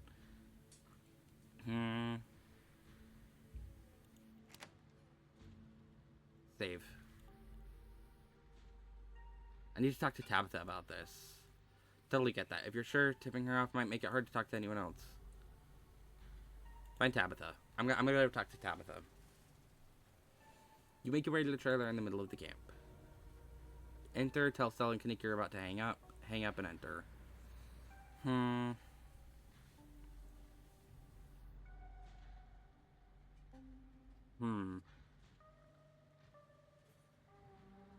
I feel like Tabitha's gonna trust me more if I do hang up. If I don't go in with like an earpiece with people listening in. Tell Stella and Kanika you're gonna hang up. Hey guys, I'm gonna hang up real quick. I don't want Tabitha to think I'm spying on her. You disconnect from the call before opening the door. Visit Tabitha's office during it. Send an investigation on. Nice. Achievement. You enter Tabitha's trailer and find her sitting at her desk, her head buried in her hands. What are you doing here? I can just leave if you want. Who's Wayne? He keeps following me. I need you to take what's going on seriously. I need you to take me seriously. Someone's been following me. I just want to spend time with you. I don't like how we left things off this morning. Stella and Kanika wanted me to snoop around the mines. Say nothing. Who's Wayne? He keeps following me. I don't know what to tell you. Look, I'm sure if you ask around about him, you'll hear some rumors, especially from my employees. They like to gossip. There was a man named Sam Wayne who worked here for a spell, then he disappeared. It happens all the time in this line of work. People show up for a job from out of town and they disappear one day after getting paid. I don't know what happened to the man. I didn't even know if he was still alive, but of course my coworkers blame me for running him off. Whatever. It's easy to blame the mean boss for that sort of thing. If you've seen him around, that's news to me, and also none of my business, as he is no longer in my employ. Is there anything else I can help you with? Ditchlings or potential mine collapse. Ditchlings, I guess. There are monsters in the woods, Tabitha. I know it's hard to take this seriously, but we caught them on camera, and they're supposedly a portent of doom for the town. I'm not asking you to believe me, but I'm asking you to take me seriously. I don't know anything about monsters in the woods, but if there's some kind of doom coming for this town, it'll be because I'm not able to do my job. Leave it at that. Look, I'm kind of swamped right now. I was actually getting ready for a big meeting when you walked in. But if you want, you can just wait here for an hour or so, and I can swing back when I'm done and about to pick you up. Just don't go around bothering my men. Don't move a muscle. Don't so much as make eye contact with them. They're supposed to be working. I'll see you then. Tabitha leaves the room. As soon as she's gone, you place Kanika's earbuds back in your ears and redial the group. Hey, is everything good? That was a mistake. What a waste of time. I'm gonna go see if I can find some miners to talk to. What a waste of time. Let's regroup. I think she's hiding something.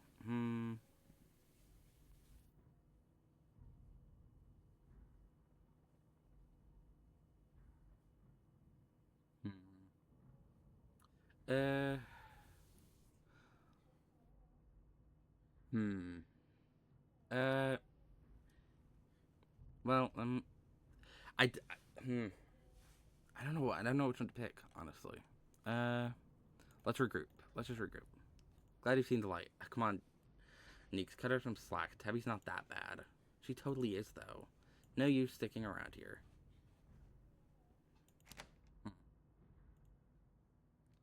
Head back outside to continue your investigation. Head back outside to regroup with Stella and Kanika. Oh, yep, there's Rosalina. Okay. As you leave Tabitha's office, you take a moment to get your bearings, only to be interrupted by a sudden movement out of the corner of your eye. A girl carrying a bundle of snacks pops through a hole in the fence and disappears over the crest of a hill. Hey, I think I just saw Rosalina. Wait, really? What is she doing here? Clearly she's doing a delinquency. She's probably fine. Kids will be kids, am I right? I'm going after her. We should call Oscar. What should we do? What should we do? I mean, we should go after her. What if she gets hurt? And can you imagine what Tabitha would do if she catches Rosalina here? Alright, I'm on my way. Alright, rush over the hill and get your bearings. The sounds of your active mining fading into the distance. Rosalina is nowhere to be found, but dusty footprints point toward a nearby mine. She didn't. I guess the old Maxwell place didn't cut it as a secret hangout spot these days.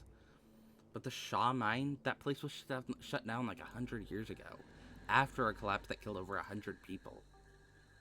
And here I thought Stella was going to be the one to drag me into an abandoned coal mine. Alright. Glusman agents have had the chance to get some good spelunking in. I guess we should go after her, right? Guess we should go after her. Yep. Yeah, let's head in before someone gets hurt. But are you sure you want to tag along, Meeks? Lilac and I can handle this on our own. Yeah, I'm sure, as long as I hate as much as I hate confined spaces. I'm not about to let Rosalina get hurt in there. Even if it means I have to go underground. I should tell Tabitha. Stella and Kanika disappear in the mines before you follow. You briefly wonder if you should let Tabitha know about this. Call her. Yes. You pull out your phone and dial your cousin. What is it? You know I'm in a meeting. A kid just snuck into the Shaw mine. I figured you should know. What, are you serious? Why do things keep happening to me? Whatever, I'll head over there as soon as I can. Just stay where you are and wait for me, alright? God, I don't even know why I'm trying to reason with you. It's not like you'll listen.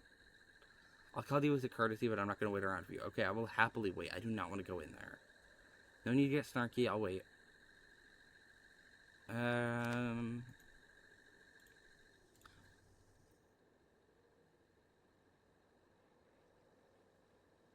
Okay, I'll wait. Good. Tabitha hangs up on you. Wait for Tabitha. You find a tree to lean against and wait for your cousin. Stella and Kanika will probably be fine without you. I hope so. You stand outside the mines and anxiously eyeing the tree line, hoping not to glimpse any inhuman movements. Huh, you actually waited for me. I don't know what to say. Oh yeah, it's cousin bonding time. Of course. Why wouldn't I have waited? It's nice to see you too, Tabitha. How about thank you, Lilac? Took you long enough.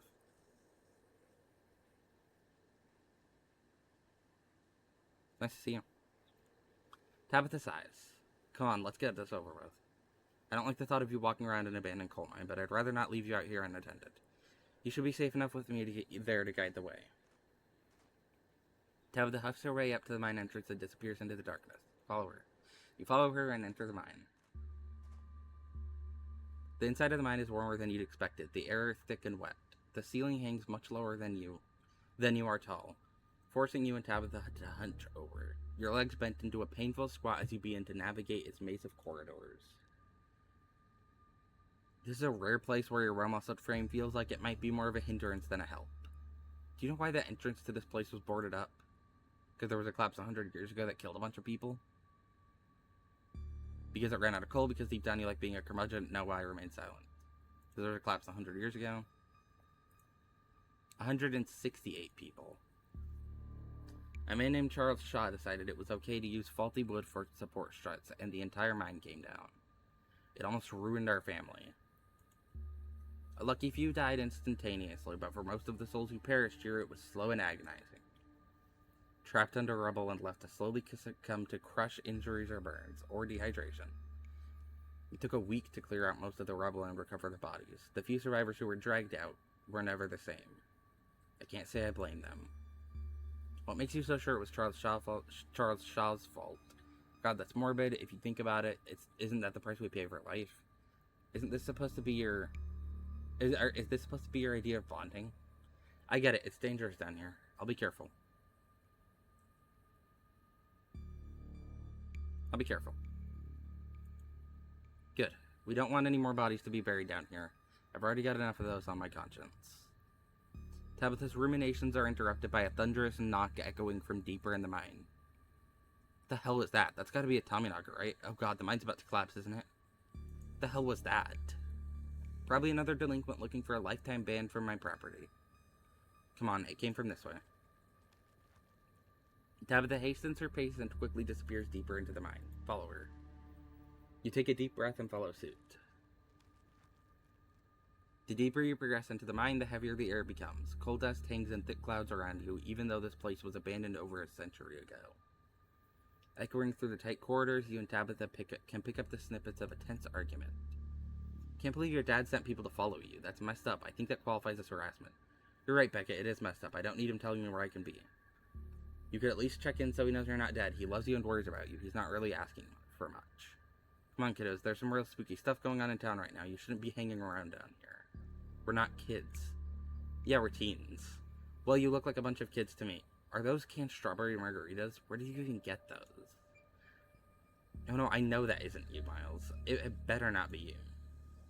Yeah, whatever, it's me. What are you even doing here? Looks like we found our trespassers. I still can't believe that Stella managed to drag Kanika out here. She avoids me like the plague.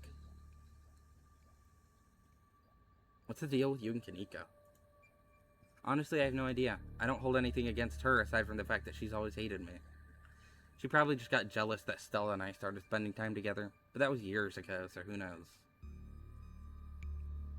I'm gonna save again since it's been since we got to the since I called Tabitha, that would have been, judging by the appearance of the little screenshot there. Yeah. What do you think of Kanika? I think the two of us are more alike than she'd ever care to admit. I respect her, but don't tell her I said that. I wouldn't want to appear weak. I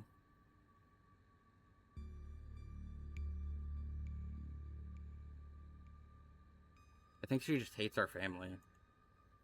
I don't think she necessarily does, but I don't necessarily want to, like... I don't necessarily want to pick any of the other ones, really. I don't want to be like, oh yeah, she is jealous. I don't think that's necessarily why either. She doesn't know our family. She knows me, barely. I mean it more in the sense that she hates what our family represents. You're right, it's not fair. But have you given her a chance to get to know you? I mean it more in the sense that she hates what our family represents. This town has a bloody history to it, and coal is a dirty business.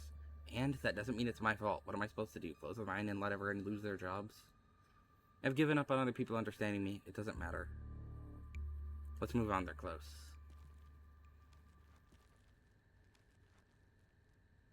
You breathe a sigh of relief as the tight passageways give way to a small cavern. Within a group of teens engages Stella and Kanika in a heated argument. All of them are too caught up in the moment to notice you or Tabitha approach. My dad is a foreman at the continuous mining facility. He says they only abandoned this mine because there wasn't enough coal left, so it's actually really safe and we can hang out whenever we want. Wait, Becca, I thought your dad was a charge hand. No, Alexis, he got promoted last month. Correction, your father was a foreman at the continuous mining facility. We'll see if he even has a job in the morning. What? Oh shit. Oh hey Tabby, hey Lilac. We thought you got lost. We thought we'd lost you there. Did you run off to snitch to Tabitha? Kanika sighs. It's probably for the best. These kids are refusing to listen to us. Hey, don't talk to us like we aren't even here. Don't talk to us like we aren't here. Yeah, we can hear you. Alexis, don't butt in. I'm trying to make a point. Do none of you understand what a boarded up mine entrance is supposed to mean? It means it's closed, condemned, not fit for human use. Oh, come on, this place is way sturdy. Check it out.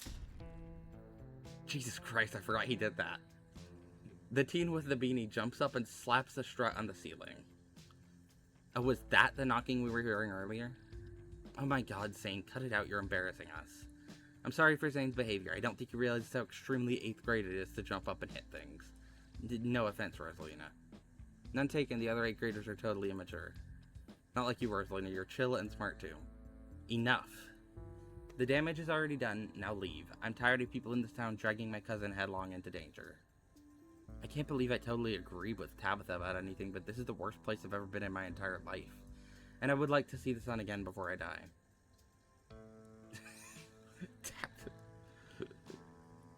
Oh, come on, you guys. Maybe it's not a big deal. We used to do dangerous things all the time, and I still do dangerous things now. Who are we to tell them where they can hang out? I don't know who you think you are in this situation, Stella, but I own this mine. It is entirely within my rights to tell them to leave. Much like it is entirely within my rights to tell you to leave. Was your lifetime ban from my mind's not a clear enough message for you? Hell yeah, Tabitha, tear the sad 20-something to shreds. Hey, I'm defending you, and I'm not sad. Where'd you get that idea? Running a clickbait YouTube channel where you run around in the woods chasing nothing is extremely sad. So she's sad, so what? Give it a few years and you'll be sad too. The passage of time is inescapable. Look, we just wanted to give Rosalina a good time. Her home life sucks right now. Yeah, tell them about where you have to sleep, Rosalina.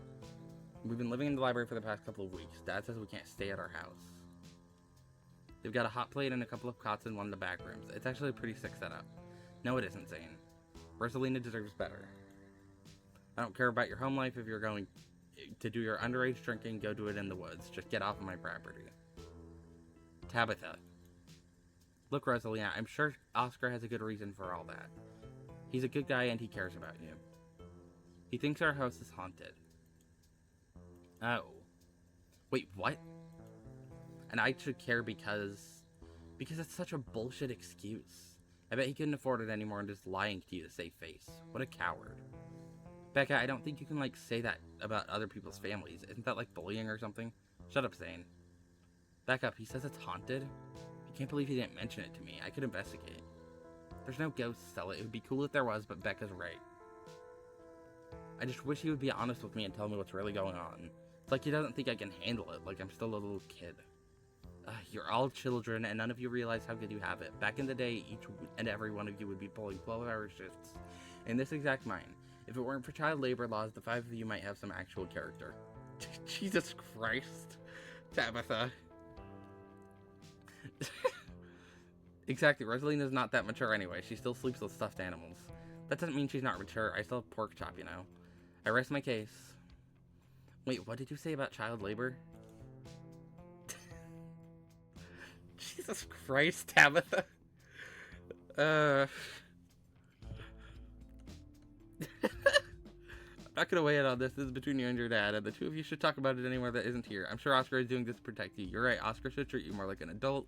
How do you know there isn't a ghost? That's right, I'm surprised your house wasn't haunted. Remain silent.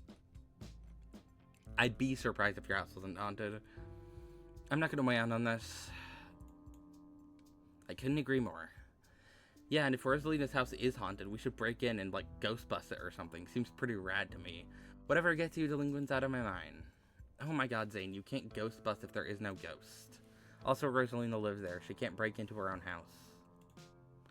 There's no ghost that you know of. I bet we could figure out how to bust it if it's actually real, and if it isn't real, well, problem solved. You know, Rosaline, you could always stay over at my house until Stella ghost busts your place. We have a finished assignment, a finished basement with a pull-out couch. Why are we talking about this like it's a thing? It's not a thing. There is no ghost.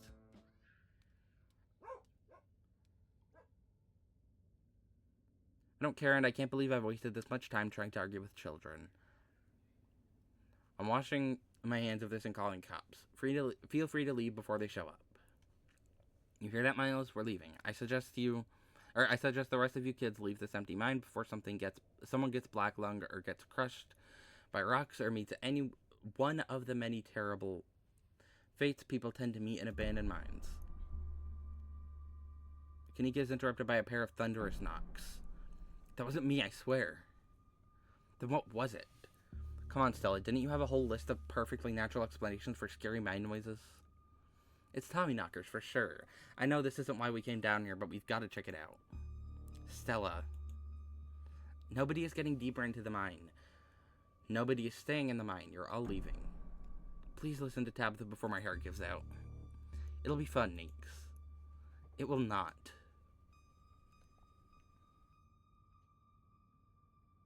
Wait a second, where'd 3 of you run off to? Are you kidding me?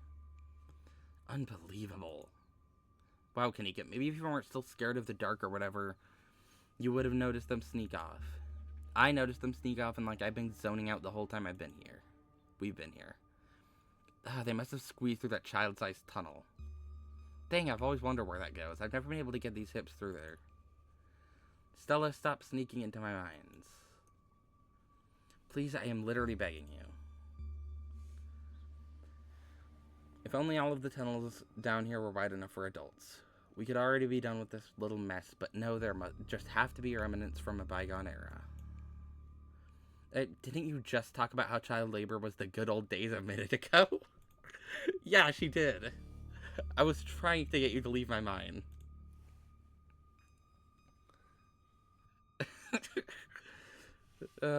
Becca's head pops out from the tunnel's entrance. We are not about to let you come in here and ruin our good time. The mine is safe. I've been in here a million times. Yeah, if Becca says we're safe, then we're totally safe. Whatever, come on, you two. I know a cool spot this way. Okay, I think I know where that tunnel rejoins the rest of the mines. I'll go look for them. And I want each and every one of you to take note of the fact that I'm doing that. If those idiots get themselves lost and die, I am not letting their families sue me into the ground. Are those really your priorities right now? Yeah, do you have a problem with that? I want the rest of you out of my mind. Except for you, Lilac. I'm not letting you out of my sight. Yeah, sure, I could never fit in that tunnel anyways. They've crossed a barrier that I cannot, so my time here is up. But only because Stella promised me a ghost hunt tomorrow. Whatever, I still have to do my dailies anyways, and the service down here sucks. I will happily escort these 2 knuckleheads out. No, you are not about to weasel their way into this, Stella. Oh my god. Fucking... Oh my god, the facial expression art is very good in this game. Like, for the serious expressions, it's very good in conveying the expression, and then for some of the ones like this, is very funny. Oh, come on, Tabby, I've been down here a ton. I can totally help you out. Tabitha sighs. There's no getting rid of you, is there? Fine, I won't waste my time arguing. What's the point of going after them? They don't want to listen to us. We could just all leave. If I have to come with you. Stella, don't push Tabitha's boundaries like that. Tabitha, don't push Stella away like that. She hasn't done anything to deserve it. I am not getting in the middle of this. Yeah, I'm just gonna... Alright, let's do this. Sure. Let's not linger any longer than we have to, shall we? Want me to take Gretchen with me? I don't know if it'll be easier to cover more ground without her. Yeah, that's probably for the best. I don't want a repeat of last night, and who knows if we'll have to do any climbing. I'll see you on the other side, hopefully soon. For sure, we won't be long. Cool, can't wait to bust some ghosts tomorrow. Kanika, Miles, and Zane head towards the entrance to the mines, leaving you, Tabitha, and Stella to find the remaining teens. Alright, no dawdling. We should be able to catch up with them if we go this way. You and Stella exchange a glance as Tabitha ventures forward. Venture deeper into the mine. As the three of you move deeper into the mine, you hear echoes of a conversation bounce across the walls. Becca, why are we doing this again? I thought you thought Tabitha was, like, really cool. Why are we trying to get her all mad? And we're doing this because Tabitha is really cool. She doesn't just let anyone boss her around. So we can't let her boss us around. Oh, you hear that, Tabby? Someone thinks you're cool. I can't believe she used to hang out with a nobody like Stella. Ouch. Tay. I don't know. I think Stella's kind of cool. Her videos are really neat. Oh, come on. She doesn't even have a... Yeah, again, the facial art. The expressions are very good. Oh, come on. She doesn't even have a sponsor. What kind of a YouTuber doesn't have a sponsor? I mean, not yet, but I'm in talks with Meat Rice, and I make plenty with ads and donations. How's it feel to have a teen girl think you're cool, Tabitha? Dang, Stella, Meat Rice? That's a big deal. I mean, I wish they were gossiping about me. I'm just glad they're not gossiping about me. Press on. That's a big deal. They're on like every big podcast. Thank you. It feels like feels like a really big step for the channel. I just wish Becca hadn't said all of the things she'd said tonight. She just mean it had nothing to do with her. Yeah, I don't like her. For a public figure, I'm surprised you don't have thicker skin, remains out. She should mean it had nothing to do with you. You've seen how she's treated everyone tonight. Except Tabitha. Yeah, I guess you're right. I'm surprised you don't have thicker skin about this, Stella. You never struck me as someone who let other people's opinions bother you. If you did, I wouldn't have to try so hard to keep you off my property. Well, I know you don't mean it. Agree to disagree. How does it feel to have a teen girl think you're cool, Tabitha? I feel nothing about it. The opinions of children don't interest me. I don't know, you kind of hesitated there. You're reading into things that aren't there, Stella. Just because your livelihood revolves around what people think of you doesn't mean that I care what people think of me. Congratulations on your sponsor, though. Glad they're not gossiping about me. Yeah, I know they're just teens, but some of that stuff stung. Another knock closer, interrupt your thoughts, followed by another, followed by another. Is it just me, or is that knocking coming from the same direction as those kids? It's not just you. Okay, that knocking is starting to freak me out. Calm down, Rosalina, it's just mine sounds. Did you guys see that? No, it was just a shadow. There's no reason to get freaked out. I saw it. Shut up, there's nothing down here. Stop trying to scare me. Are we sure the tunnel they went through is going to meet back up with us? What did they see? What if they're the ones doing the knocking? What if this is all just a terrible prank? Tommy knockers, those poor kids. I knew coming down here was a bad idea. I can't believe they're making us do this. They'd better get grounded when all is said and done. We're getting closer. Let's keep moving.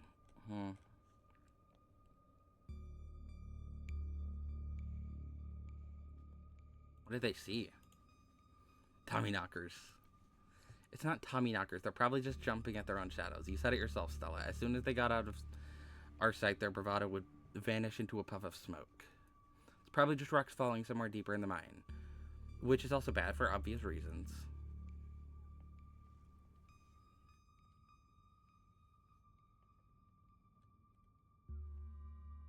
Are we sure the tunnel they went through is going to meet back up with us? Yes, I'm familiar with all of the old maps of this place. There should be a central chamber not too far from here where everything joins back up. Those poor kids, I knew coming down here was a bad idea. I can't believe they're making us do this. Those poor kids. I have no sympathies for their terror. They brought this upon themselves for trespassing in my mind and making me come down here. I'm sure they're just as upset that you came down here as you are. We're getting closer. Let's keep moving.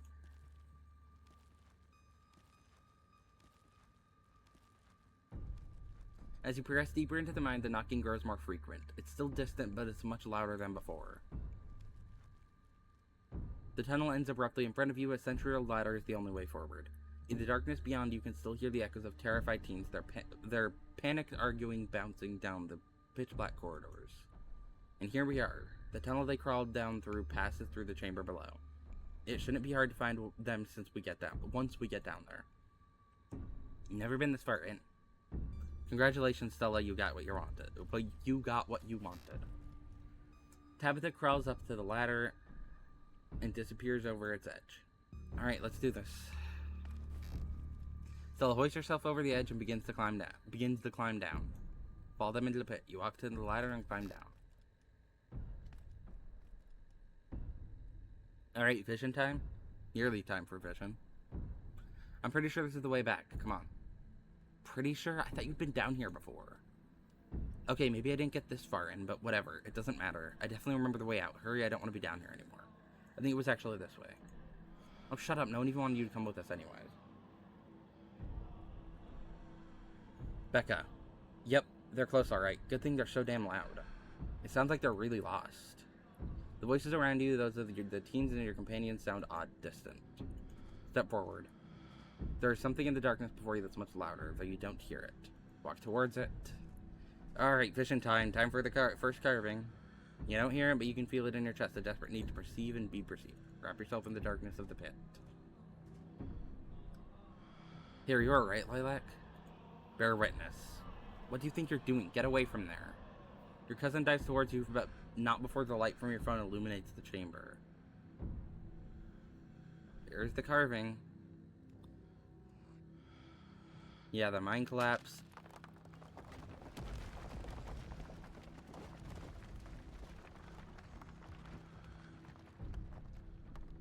Lilac, are you alright? Oh, thank God you're alive. It looked like you had a seizure or something, and then you and Tabby just conked out. Oh, Tabitha had the vision too. Oh, shit. I guess it's specific. I guess it's not just specific to me, it's more just Scarlets in general that have those. Oh, that's interesting. I'm fine. Ugh. You can barely open your eyes, you're not fine. Neither of you move a muscle. I don't want you straining yourselves while you're still recovering from whatever that was. I'm gonna get you both some help. I'll be back soon, I promise. Don't die on me, alright? You fade back out of consciousness as your companion clambers out of the pit, intent on your rescue. You raise up on your elbows, head still swimming from the visions, your surroundings coming back into focus. Your head throbs as the knocking continues, now magnitude more intense than ever. Through it, you can once again hear the panicked voices of bickering teenagers echoing down the stone corridors. Becky, you're just getting us more lost. This way. It's this way. If you're so sure, then why don't you just leave? I can't believe I let Alexis talk me into inviting you in the first place. Becca, I'm just trying to help. I said go. Okay, I will. Alexis, you don't have to go with her. You know that, right? Pick a side, Alexis. I'm sure Becca knows where we're going. She wouldn't just lie. Sorry, Rosalina. The increasingly desperate voices of the teens are drowned out by the thunderous knocking. You can practically feel the ground shake beneath you. You can almost see the walls vibrate with the intensity of the hellish sound. God, that knocking is not helping my headache. What the hell just happened? The knocking's getting closer. Those kids are lost. I had some sort of vision. Did you see it too? I remember you diving towards me. Did you know something might happen? We should get out of here. We should wait for Stella. Remain silent. I had some sort of vision. Did you see it too? There's gotta be fumes or something down here. It's an old mine. These places are death traps. We probably just hallucinated. You're literally gaslighting me? How can you be sure? Look, this kind of thing happens in mines sometimes, especially when there's bad ventilation. Stop being weird. We're leaving. Rosalina appears in the passageway to your left, out of breath and teary-eyed. I'm so sorry I snuck off like that. I just wanted Alexis to think I was cool. The entire cavern shakes with the sound of a rockfall. I don't know what the hell is up with this knocking, but that is the sound of a mine collapse. Quick, up that ladder, both of you. Wait, Becca and Alexis are still down there. You can't just leave them there. I know which way they were going. They'll listen to you this time, I promise. Do you have a death wish, little girl? This isn't a movie. The best thing we can do to help those girls right now is to not be buried alive ourselves. I'm gonna save. Go after Becca and Alexis. Okay, let's do this. Like, don't do this to me.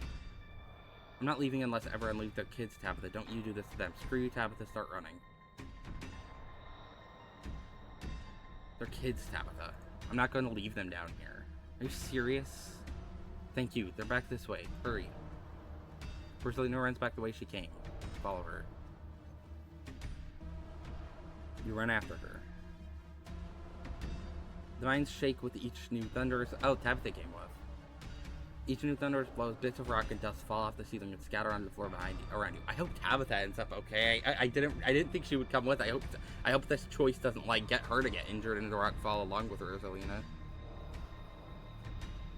Rosalina leads the way and Tabitha isn't far behind you. I thought you knew the way out. I thought you'd been down here a million times already. I was making it up, okay? I swear to God, Lilac, if we get stuck down here, you'll what, kill me? Then you'll be stuck down here and alone. I'm glad you decided to come along. I'm surprised you didn't run off. Shut up, say nothing. I'm glad you decided to come along. You won't regret it. We'll see about that. We're coming, just stay where you are. Rosalina, you came back. I don't want to die down here. Come on, the way out isn't too far.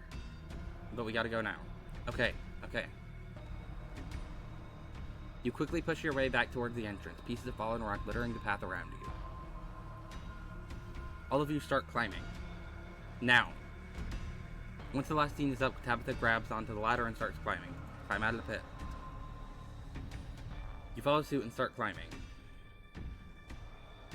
This way, come on.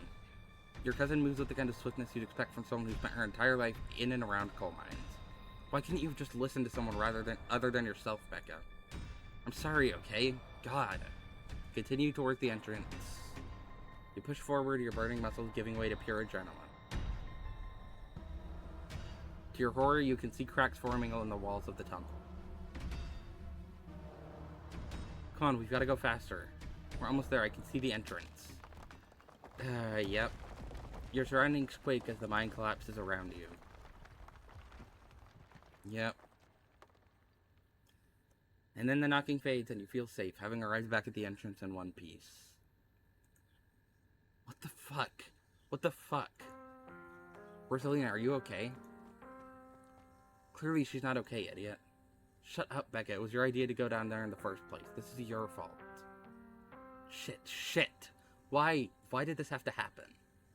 Okay, the knocking stopped at least. All of you stay exactly where you are. I'm gonna make some calls. This really hurts. Stella and Kanika pop their heads through the mine entrance. Tabitha just stormed out of there. Are you... Oh my God. Rosalina, can you hear me? We're gonna get you out of there, okay? Stella already called in an ambulance. But that means cops are gonna come. They're gonna know I was drinking. They're gonna know we went in there to drink, right? Becca, that doesn't matter. If my dad finds out, he'll kill me. He can't know. Becca squirms through the gap in the boards and scampers away. Don't worry about her, Rosalina. She's being an asshole. One of us should wait by the gate to make sure they can find us up here. I should check in with Tabby, see if she needs help. We're gonna get you help. Everything's gonna be okay. Alright, I'll go down to the gate. Rosalina, I'm so sorry. We'll be back soon. I'll be back soon. We're gonna get you out of here and you're gonna be just fine, okay? Lilac and Alexis will keep you safe until then. Am I gonna die? Rosalina, don't say things like that. No, I'll lift those boulders myself if I have to. Of course, we're not gonna die. The ambulance will be here any minute. Probably so. We're all gonna die eventually. I don't know. Maybe remain silent. Pick the powerful build one. No, I'll lift those boulders myself if I have to. Thanks, Lilac. Rosalina's breath comes in quick, irregular bursts. If I don't make it, tell my dad I'm sorry. I'm the one who has something to be sorry about. This is all me and Becca's fault. We never should have gone down there. It's not your fault. I went down there because I wanted to. Rosalina pauses, catching her breath. Thank you, Lilac. I'm glad everyone else made it out okay. Couldn't have done it without your help. Alexis is right. You are very mature for your age. Anyone else would have done the same. I'm just sorry I couldn't do more. You should stop hanging out with Becca. She bold both you into doing things you didn't want to do. Whatever happens tonight, you should remember it, Alexis. And that's why you shouldn't drink underage. Anyone else would have done the same. You don't have to thank me. That's nice, but you're wrong. Tabitha tried to make you leave. I should have done more, Rosalina. If I'd been smart and brave like you, I wouldn't have stuck with Becca after she got us lost. Maybe I wouldn't have even followed her into that tunnel, and then you wouldn't be... You're the nicest person I know, Rosalina. This just isn't fair. Rosalina, can you hear me? Yeah, still awake. Just hurts like hell. Sorry, I shouldn't be pushing you to talk. I'll just hold your hand until they come back with help, okay? Alexis grasps Rosalina's hand. Tears streak down both of their cheeks as you sit in silence together, waiting for the long, anxious moments to pass before help arrives. Some of my men are on the way with rock lifts. We'll get you out of there soon. They're over here, Earl. Jesus H. Christ, you weren't kidding about the emergency. It'll still be a bit for the ambulance. The nearest depot is over in Brevard, so it'll be at least another half hour. You heard the man. You have half an hour to get her out of there. Move it. Rosalina, sweetie, I'm here. Dad, I'm sorry. I'm so sorry. You don't have to be sorry. It's okay. We're all here. You can hang on, Rosalina. I know you can. Tabitha's men quickly get to work and manage to pull Rosalina out from the rubble just as the ambulance arrives. Sir, I'm afraid there's no space in the back. What do you mean I can't ride with her? You're better off driving behind us. We're headed to Brevard, so it's quite a ways. Is she gonna be okay? She's gonna make it, right? Please, God. Yes, sir, I promise you we're gonna do everything we can to keep her stable. Her vitals are looking good. Rosalina, my poor baby. I'll be there as fast as I can, okay? I promise you won't be alone. I love you, Dad. I do wonder if there's any of the traits that can prevent that from happening, that can get you where... Because, I mean, I'm guessing there is. Because in Chapter 1, you can save both Duke and Gretchen. I'm guessing there's a perk where you can be able to save Becca and Alexis and also have Rosalina not get injured. I do wonder. What the hell happened in there? Oscar, I'm so sorry. At least nobody died. It was Tommyknockers or something supernatural. I don't know. They brought down the mine. It was just a horrible accident. Nobody could have known this would happen. Just teens being teens. We did our best to get them out of there. What happened in there? A goddamn after-school special is what happened. That Becca girl is a terrible influence is what happened. Say nothing. Oscar, I'm so sorry. It's okay. It's okay. At least nobody died. What happened, though? Huh.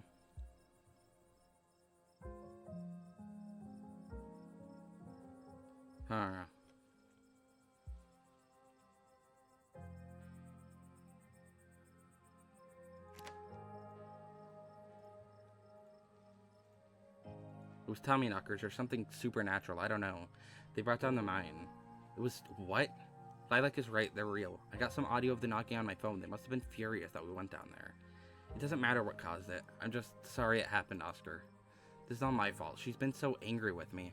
If I'd just been able to provide more stability, she wouldn't be doing things like this, putting herself in danger.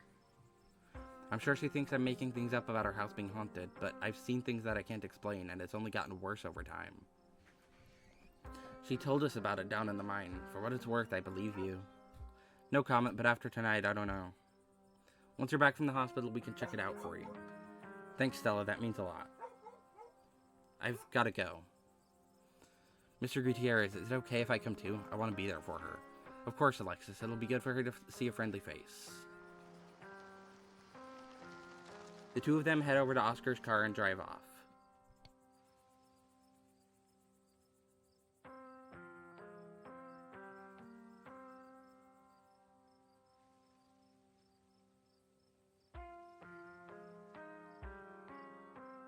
Do you think Rosalina's gonna be okay? I can't believe you left us down there.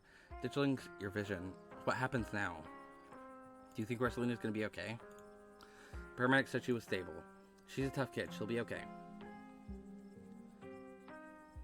Ditchlings. Do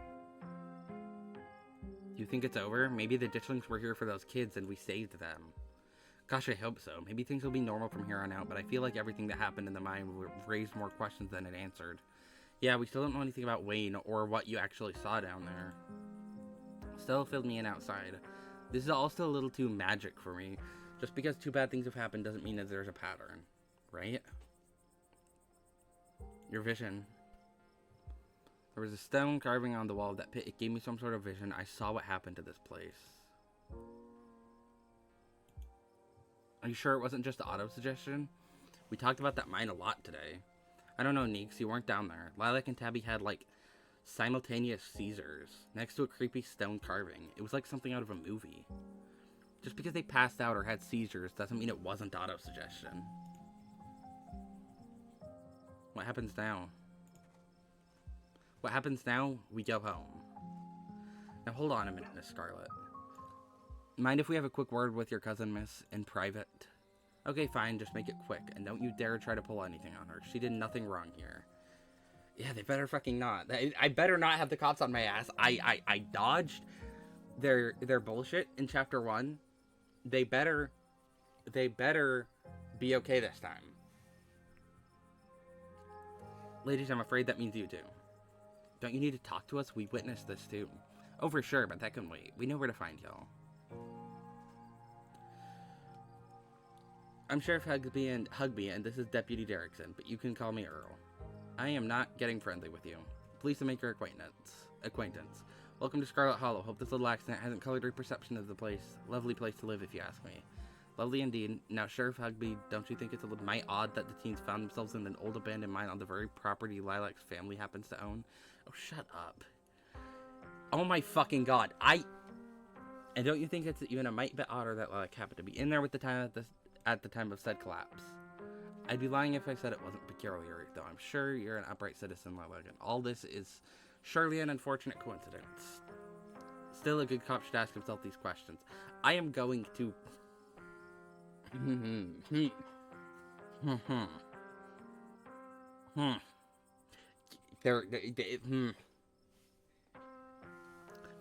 We'll get to your questions, but we also need to talk about the man that has been stalking. I'm fucking saving. They better not get suspicious of me this playthrough. I used the powerful Billberg specifically to get out of the suspicion. To save Duke in the forest in last episode. They better not be on my ass this time. I'm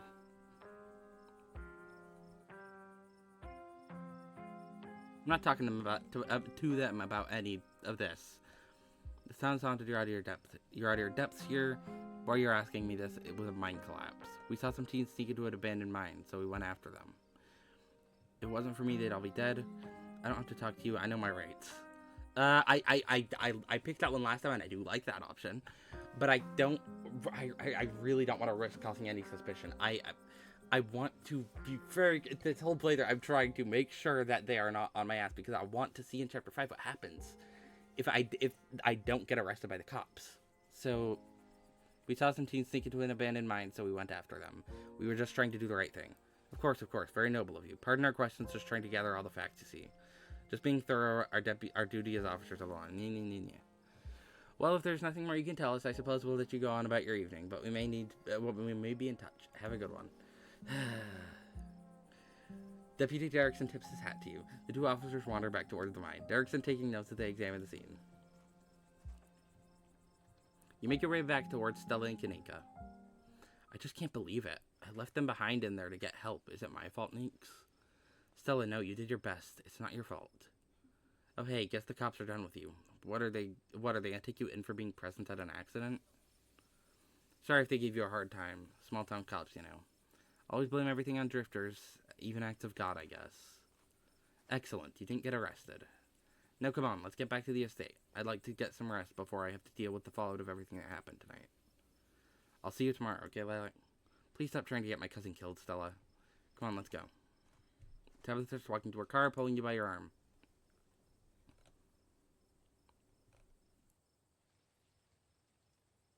See you tomorrow.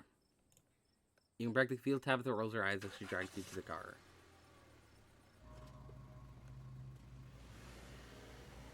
Tabitha doesn't say a word as the car cuts along the darkened road. You try to keep an eye on the surrounding wilderness as she drives, wary of what may lurk behind the tree line. Safe. Sorry about today. Tabitha doesn't answer.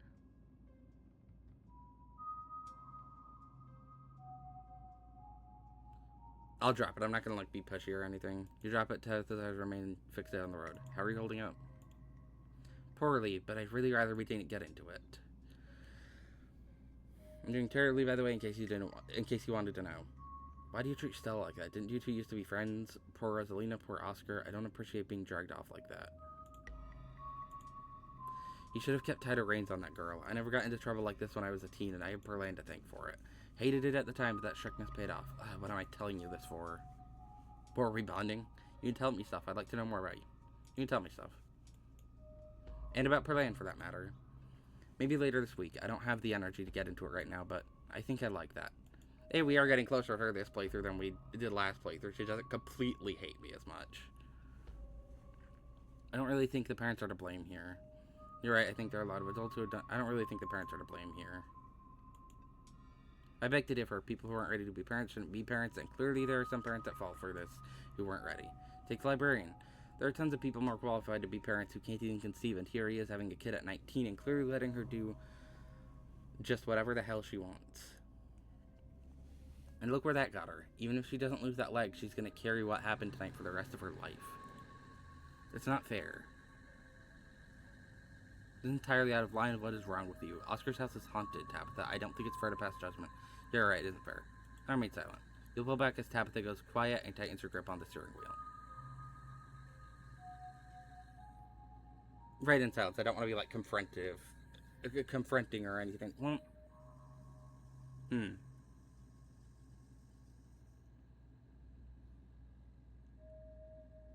I'm gonna save here. Hold on. I'm gonna save here, and I want to try and load back to here because I want to see like what I didn't appreciate being dragged off like that. I might do that one. I might see what that one does. See if that, because that one does feel a bit confrontative, and I might just go back to the save I just made. But also let me see. Did you hear me? I said I was sorry.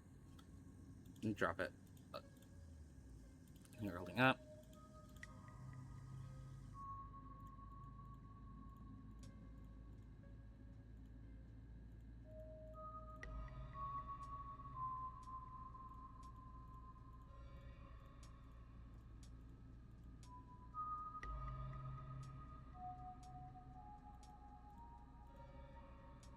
I don't appreciate being dragged off like that. It's been a long day, Lilac. Are you going to really make a fuss about me bringing you back to the estate? Don't answer that question. I don't have the energy to get into it. Yeah, that didn't really get anywhere. I'll let back to there. I was just curious what that one would give. You once again crossed the threshold and you saved the most you sent to the decaying mansion, greeting you with its undertones of mildew and water rot. Well, this day has been a lot more stressful than it needed to be, and I'm sure it's the precursor to a horrifically stressful week. I'm going to bed. I suggest you do the same.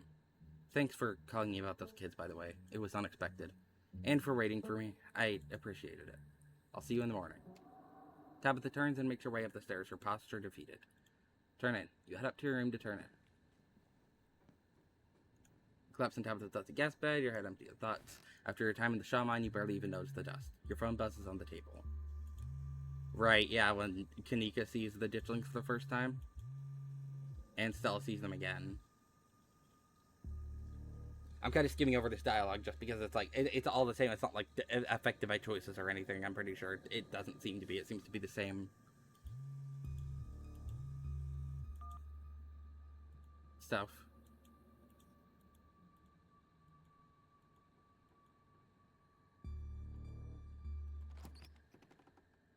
Your eyes shoot back open, your heart pounding as the door to your room swings open. Just a cat. It's always just a cat. Indeed it is. It's nice to see another living being, even one as unfriendly as Tabitha's cat. The comfort of her presence sets your mind at ease, and you finally slip into a deep sleep. Alright, nice. So, that was chapters 1 and 2. Not a ton has been different about this. There has been some things that have been different. Tabitha, I think I am succeeding in not having her hate me necessarily as much as the other playthrough, as the first playthrough. Things at the mine were mostly the same, though. It was interesting to see the differences with Tabitha being with us instead of it just being me, Stella, and Kanika in the mines. That was interesting to see the difference. It was interesting that she had the visions too, so it proves that it's not just necessarily me having these visions. It's well, obviously it's just me having the visions in the other one because Tabitha wasn't along with, but like it's not just because me specifically that I'm having these visions with the stone carvings.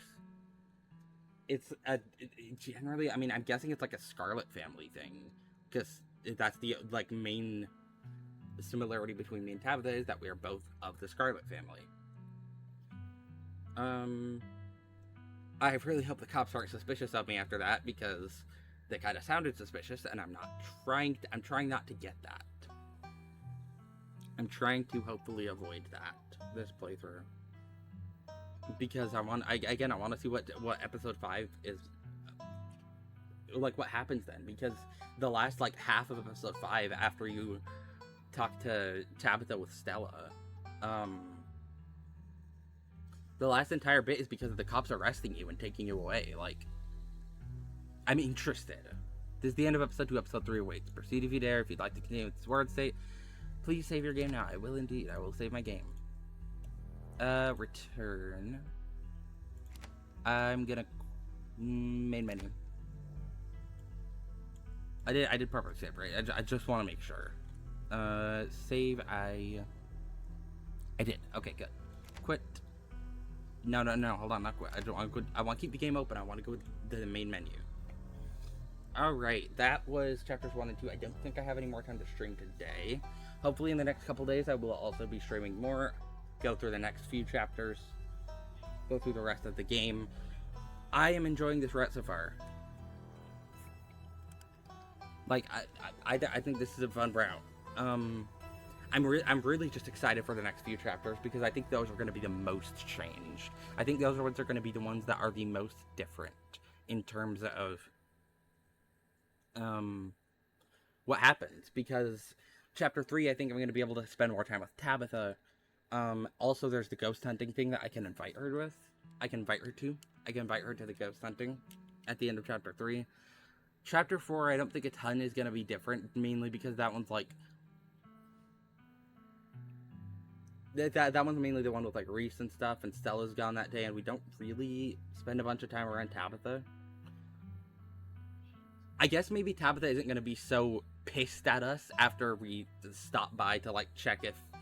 Like, ask her about... Like, say Stella's missing, ask her about that. Like, if she's seen Stella, I guess she might not blow up at us because... we haven't gotten as much on her bad side this time. And chapter 5, as I've said, is the one I'm really excited for. So yeah, hopefully in the next couple days, maybe tomorrow. I'm hoping to stream tomorrow and Friday. So, well, tomorrow for sure, and then Friday, assuming that I haven't assuming that I don't get through all of the next 3 chapters tomorrow. No promises, maybe stuff will change, maybe plans will change, I won't stream tomorrow, but I'm planning to stream tomorrow and Friday if I haven't finished the game on this playthrough tomorrow. But yeah, this was a very fun stream. Thanks to anyone who stopped by and watched.